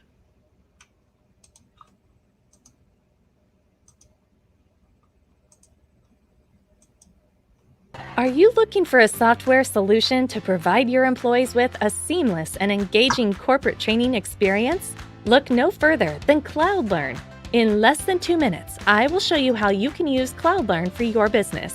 In CloudLearn, you can create a personalized learning environment called a workspace. Use your workspace to easily manage users, set up training courses, and track learning progress. Creating training courses here is very simple. You can easily upload, manage, and create various multimedia learning assets, such as videos, interactive articles, SCORM files, and more. You can also effortlessly assign these training courses to your learners across your organization in one click. In CloudLearn, when a user engages with their training course, they gain skills which are attached to their profile. Learners earn badges and certificates on course completion. Learners can also access thousands of assets from CloudLearn's built-in content library. CloudLearn's content library consists of a vast collection of high-quality content that has been built and curated for your organization's training needs. CloudLearn's learning experience platform also uses AI to recommend personalized training content based on learners' skills. They can easily access these content recommendations on their newsfeed. You can use our Zoom integration feature to host virtual instructor-led training sessions. Simply select a date and time. Then select the users for a particular session. Click on Schedule, and there you have it. You can easily invite your learners to live training sessions through notifications on their email and social feed. Admins can effectively track and measure the impact of your training program with CloudLearn's pre-built reports and analytics features. Our analytics and reporting feature helps you take informed actions based on real-time information, rich visual data, and custom learning analytics. Now you know how CloudLearn provides you with one centralized platform for all your enterprise training needs. We are now offering a basic plan, which is completely free for up to 100 users. So what are you waiting for? Contact us today and get started.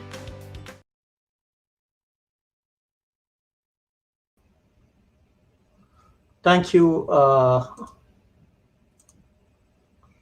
Yeah, this is from our one of our sponsor, CloudLearn. Thank you, Mr. Nat Natarajan, for being one of the sponsor. So as an end note, Senthil, you wanted to share some feedbacks. A lot of our kids participated and presented. So just wanted to hear some feedback, and with this, we'll end this session. So first of all, Mahey, thanks for you and your organization, Extracurriculum, for organizing this event, right? It's fantastic initiative. And the fact that, what did you say, 60 or 70 kids participated, nationwide? Yes, it was more than 70 kids participated, and we are ready to announce the results. We have a lot of attractive prizes. Our tutors are evaluating. We had sub-junior, junior, and senior. So we gave a lot of virtual coding contests. They all did it online. We were all seeing them doing the thing. We created multiple rooms, separate rooms for each group. So we gave problems. They were solving the problems. I think this is a very healthy environment. We think that our kids are not ready, but the kids are way ahead. That's what I feel. They're more than ready, right? First of all, the topics they have selected is very impressive at this very young age. And the topic they selected for today's world is very relevant. And the fact that every one of them did something about what they thought is important, it's very, very cool, right? Again, for example, I learned a lot of things today, from these kids today. Again, very impressive talent. That gives me a very, very comfort feeling that future is very, very strong, when it comes to technology and coding in the programming languages. So thanks for doing this, Mahey, as a company. More than the company, you're doing what I say, social responsibility, right? Like, and you're giving back to the community by doing this kind of initiatives. Yeah, thank you, Senthil, for coming in spite of your busy schedule and also sponsoring for this event on behalf of Shifting Orbits. I wish you and your friend Shekhar, on behalf of Shifting Orbits, we wish you good luck and continue doing good job. And thank you, Senthil, for participating. Yeah. Thank you. Thank you. So I'd like to thank everyone, all our sponsors, SoftSquare, iParty, CloudLearn, Shifting Orbits, for sponsoring this event. I like to thank my extracurriculum team. Without them, this event would not have been possible. And also, we like to thank all the students who participated in the Kahoot Quiz contest, virtual coding contest, and developer conference. And also, we thank everyone, all the parents who supported this particular initiative. We thank you, everyone. Thanks one and all. Thank you, everyone. Bye.